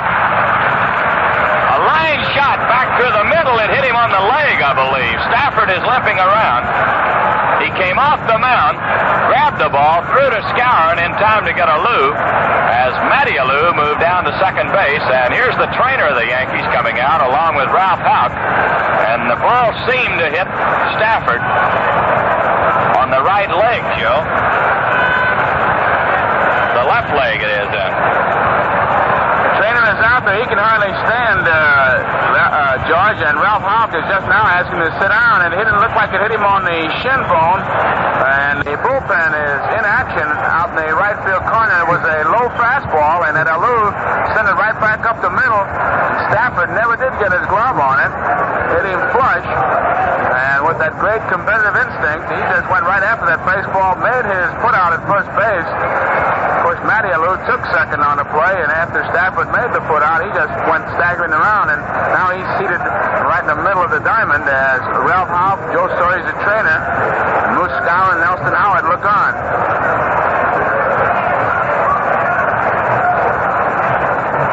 George, he may have to leave this ball game. It'd be very surprising, Joe, if he is able to continue in this game. They're taking a good long look at it. Of course, Houck wants him to continue if he can at all. He's been a tremendous pitcher this afternoon.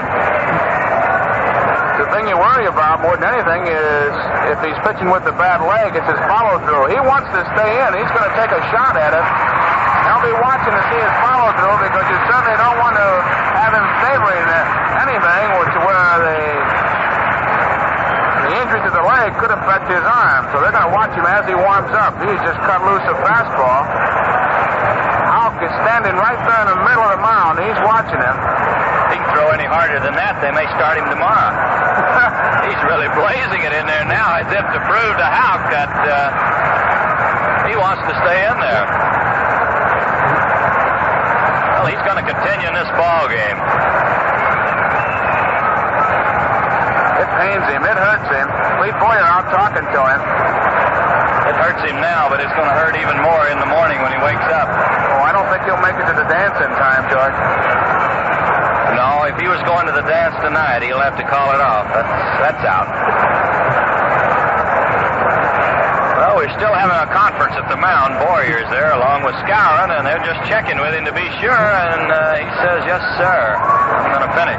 George, you've been in enough of those conversations, but it's always the same. You ask the fellow, say, well, how do you feel? And he says, it hurts. What do you think? How does it feel? Here with the line drive, what can he tell you? But here comes Kubek now.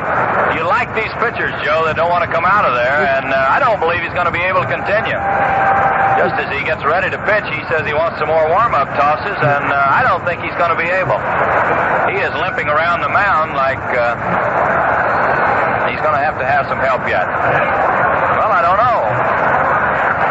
They're really watching him from the dugout. He's going to stay in. You got to go for it, but it's a ticklish thing because the mound is really no place for the heroes. If he's able to go, that's what they want. Well, Chuck Hiller is stepping in. The Giants have a runner at second base. There's 2 outs here in the 8th inning. The Yankees out in front, 3-0. Here's the pitch to Hiller.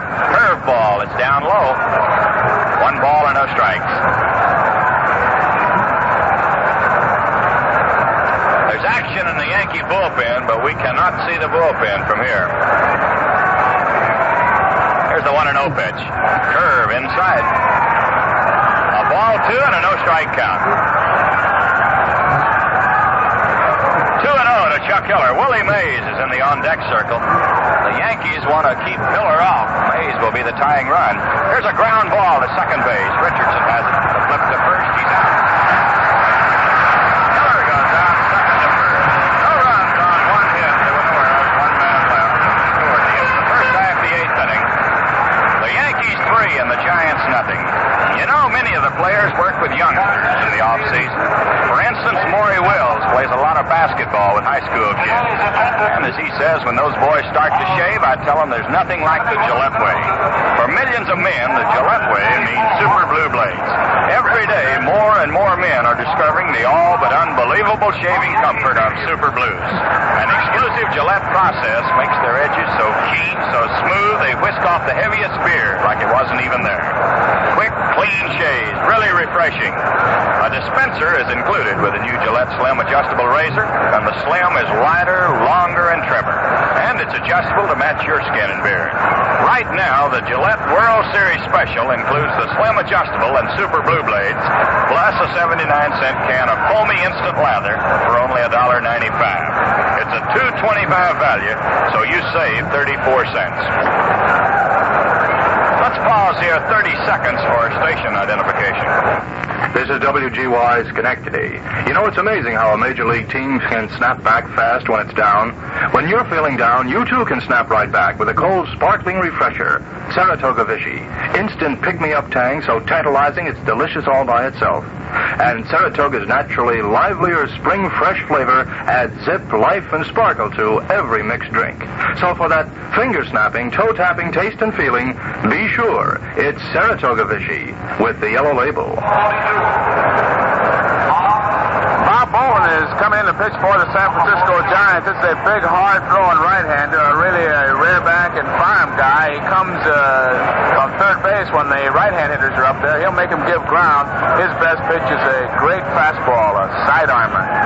George, the attendance here today is 71,434, which is a complete sellout here at Yankee Stadium. We've just gotten word, too, from the bullpen that the Yankees have Jim Coates, a right-hander, and Bud Daly warming up, while Bill Stafford is being treated in the dugout after getting racked up on his shins by the line drive hit by Alou. Bob Bowen has just completed his warm-ups, and this is a hard-throwing right-hander.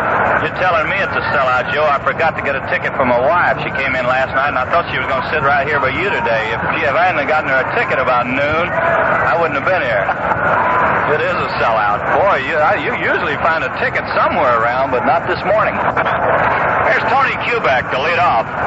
Bolin delivers. Strike. He got the fastball over. A one-strike count. Tony's had one hit in 3 trips. That was a double back in the third inning. It's a 3-0 ball game here in the bottom of the 8th inning. The pitch, he swings and misses on a fastball, 2 strikes. 3 runs on 5 hits and 1 error for the Yankees. Giants have no runs on 2 hits. They've made 3 errors.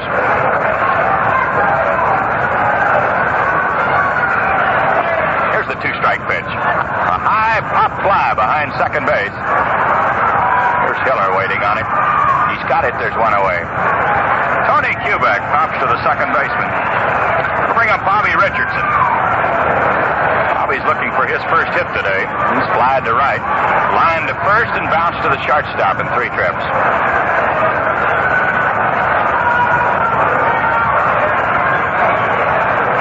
Bobby, a right-handed batter. Bolin delivers. Ball. It's in tight. 1 ball or no strikes. Bottom of the 8th inning, 1 out with no one on. The Yankees 3 and the Giants nothing. This all-important 3rd ball game. Here's the pitch. There's a high pop fly into shallow left center field. Mays racing in along with Alou, and Willie Mays makes the catch. Bobby Richardson out on a fly to center. It's 2 down, and the batter will be Tom Tresh.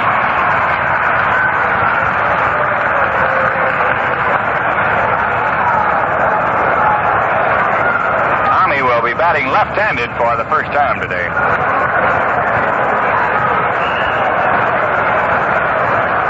Switch hitter, he batted right-handed against Billy Pierce. Here's the pitch. Outside. 1 ball, no strikes. The Yankees have out-hit the Giants 5-2. Giants chipped in with 2 big errors in the 3-run 7th inning. Here's the 1-0 pitch. A swing and a miss. Plays the fastball by him. 1 ball, 1 strike. Billy Pierce started for the Giants. Larson relieved him in the 7th. Bob Bolin coming on here in the 8th inning. Here's the 1-0 1-1 pitch. Tresh swings and misses again. 1 ball, 2 strikes. Tommy really having a couple of ripples at those last 2 fastballs.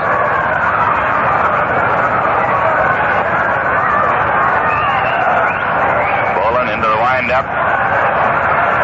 Just as he gets ready, the umpire, Landis, calls time. As a kite, it looks like a kite, Joe, is floating in the outfield. That's exactly what it is. Hank Storer called time. He thought the kite was going to land, and it just kept taking off. And now it's floating around, and 71,000 people here at Yankee Stadium watching a kite land. And the groundskeeper made the grab with a string, and it landed right on Philippe Alou.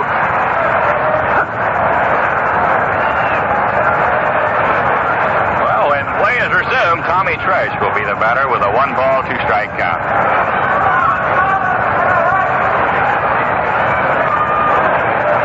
We're ready to go as Tommy steps back in. Here's the pitch from Bolin. He swings and misses through the fastball by him, and Tresh strikes out. No runs, no hits, no errors, no one left, and the score at the end of 8 full innings of play. The Yankees 3 and the Giants nothing. Well, we've seen some great third base play in this World Series from Boyer and Davenport. And one of the best rookie third basemen around today is Rich Rollins of Minnesota. You'll be hearing from him for years to come, and here's a sample on tape. Keeping my face in shape is a cinch with Gillette Super Blue Blades. They do the job in no time at all. And smooth? Man.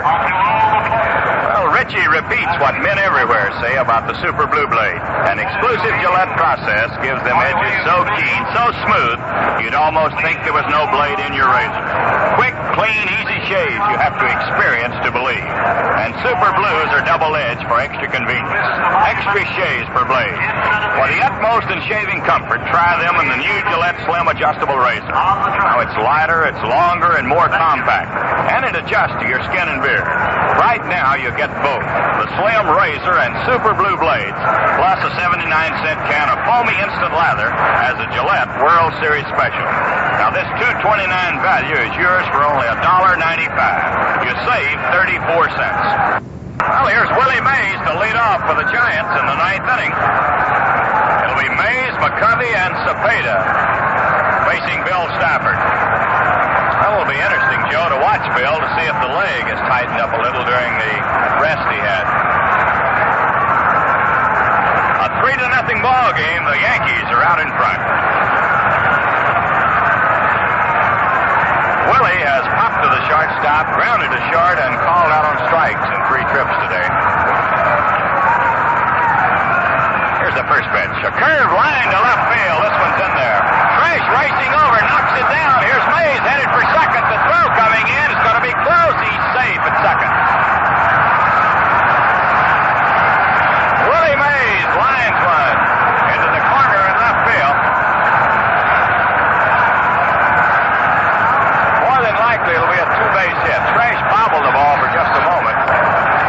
But it's a 2-base hit for Willie Mays. Willie was really scooting around. He didn't want to stay at first base. He not only wants to get in scoring position, but stay away from that double play situation. Here's Willie McCovey, big left-handed batter. Stafford delivers a ground ball, hit to the second baseman. Bobby hobbles the ball. Here's the throw to first. He is out. Bobby Richardson fumbled the ball for a moment. Made a quick throw to Bill Skowron. And he got McCovey by a half step at first base. Willie Mays moves along to third with 1 out. And the batter will be Cepeda. Bobby fumbled the ball. He was going to pick it up. He had an easy play, but he couldn't find it for a moment. Had to take 2 grabs at it. And by then, McCovey was closing in on first base, but he got him on a close play. So a runner at third, 1 out. Here's Orlando Cepeda. Stafford delivers a curve. He pops it up into shallow right field. Maris is coming in, waiting on it. Mays is tagging. I doubt he'll come in. Here's the throw, and Willie goes back. No use in Willie taking a chance, as his run means nothing unless they can get 2 more. So Cepeda is out on a fly ball into shallow right. There's 2 down. And the batter will be Ed Bailey. The Yankees lead by 3 here in the top of the 9th inning.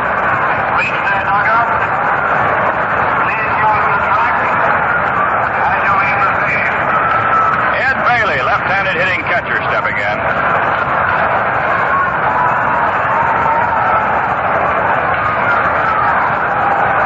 Stafford into the windup.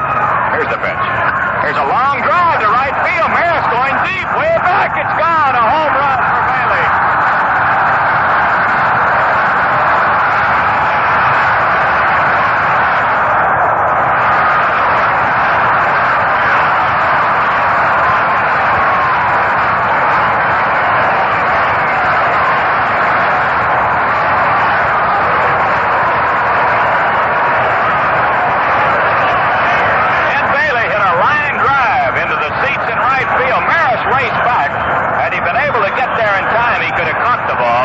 Did get in, but it was a low liner just out of his reach into the seats.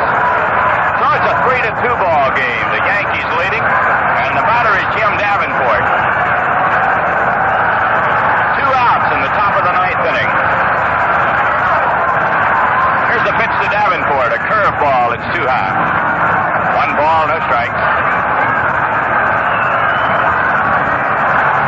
Giants have picked up 2 here in the top of the 9th inning to cut the Yankee lead to 1. Stafford delivers. Here's a fly ball foul up to the right. 1 ball, 1 strike.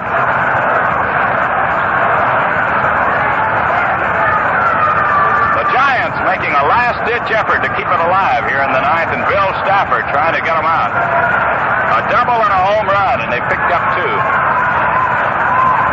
Here's the 1-1 pitch. Curve, it's in the dirt. Ball 2 and strike 1 to Davenport. Alvin Dark has motioned to his bullpen. He wants Big Tom Haller, the left-handed hitting catcher, to come on out of there. Use him as a pinch hitter. And that'll probably bring Marshall Bridges, Luis Arroyo, or Bud Daly if we get the left-handed batter if Davenport gets on. Here's the pitch. Here's a high fly ball to left field. This may be the ball game. Tommy Tresh is waiting on it. He's waiting. He's got it. The ball game. Davenport flies to left. 2 runs in the 9th inning on 2 hits. No errors, no one left. And the final score of this ball game, the Yankees 3 and the Giants 2. We'll be back in just one moment to review the highlights of the game for you. Well, we've seen some great shortstop play so far in the series from Pagan and Kubek. One of the best in the business is Dick Grote of the Pirates. Here's what Dick thinks of the new Gillette Slim Adjustable Razor. Is this your first experience with an adjustable, Dick? No, Lindsay, I've been an adjustable user from the start. But the new Slim is even better. It's easier to handle. It sinks to get at those hard-to-reach areas. Well, Dick is right, and only the Gillette Adjustable has the precision dial with 9 different positions. One gives you just the right blade setting for your skin and beard. The new Slim is a streamlined razor. It's lighter, longer for better balance. And with it, you get a supply of double-edged super blue blades. The Gillette Discovery, millions upon millions of men find unparalleled for shaving comfort. Right now, on the Gillette World Series Special, you get the Slim Adjustable and Super Blues with a 79-cent can of Gillette Foamy Instant Lather at a 34-cent saving. It's a $2.29 value, and it's yours for only $1.95. Well, Joe, it was a great ball game here today. The Yankees have taken a 2-1 lead, and you've got the highlights for us. Another real fine pitching afternoon. Whole series so far. In the first game, the 6-2 win, Whitey Ford against Odell. Ford was tough. In the second ball game, 2-0, the Giants won it, a 3-hitter by Sanford. And here this afternoon, Billy Pierce and Bill Stafford really hooked up in a pitching duel. It wasn't until the 7th inning. In fact, the Yankees had run into a streak of 15 scoreless innings. And Billy Pierce in the 7th inning ran into 3 runs, and that was a whole ball game as far as the scoring was concerned with the Yankees. And the way that scoring went, Tom Tresh in that 7th inning opened it up with a single to center field. Looked for a minute like Willie Mays might be able to make a play. It dropped in for a base hit. Willie played it on the first hop. And then Mickey Mantle drilled one into left field. Tom Tresh looked like he was thinking about stopping at second base, and then shifted gears, moved on over into third base, and then the ball took a bit of a bad hop, a high hop to Alou, and his throw after handling the high hop was off target at third base, and Tresh went in sliding. Mantle took second, so it was second and third, and Roger Maris and then drilled one, the first pitch to right field, driving in 2. Willie McCovey didn't come up with the ball clean. He bobbled it, and Maris took second base. And then there was a key play turns out to be the big run, and that was where the Yankees started to put the little things together. Elston Howard flies to Willie Mays in short right center field. And Roger Maris at second base tagged up and literally dared Willie Mays to throw him out at third base. Mays' throw was not on target, and Maris went sliding in to third base safely. Was then hit with a pitched ball. We had a first and third situation, and then Boyer hit a ground ball to the shortstop, Pagan. His flip to Hiller at second base. Hiller juggled it just enough to miss the play at first base, and Roger Maris came across to score the third run. Bill Stafford then ended the inning by grounding out to Orlando Cepeda. So it was 3 runs for the Yankees on 3 hits. There were 2 errors, but the big play in that inning turns out to be Roger Maris taking third on the fly ball hit by Elston Howard and scoring as Boyer hit into a force play, because these Giants came roaring back with 2 runs in the top of the ninth. That was a double by Ed Bailey, and then a home run by Willie Mays and a home run by Ed Bailey. The line score for the Yankees: 3 runs, 5 hits, and 1 error. Stafford was the winning pitcher, 2 runs, 4 hits, and 3 errors, with Pierce the losing pitcher. Bill Stafford had real good control all afternoon. In fact, only 2 Giants had reached the third base up until that 9th inning. That was Davenport in the second, and then Mays was the second man in that 9th inning, and of course Bailey with this big home run. So the second game is now history. The Yankees have taken a 1-game lead here as they win it 3-2. Our engineer this afternoon has been Harry Alexander. Our producer has been Len Dillon. You be sure to tune in again tomorrow afternoon at 12:45. George Kell and I will be back right here at Yankee Stadium, 12:45 Eastern Daylight Time, for the 4th game of this exciting 1962 World Series. Brought to you by Chrysler Corporation and the Gillette Safety Razor Company. Once again, the score here this afternoon: the Yankees 3, the San Francisco Giants 2. This has been an NBC Radio Network production.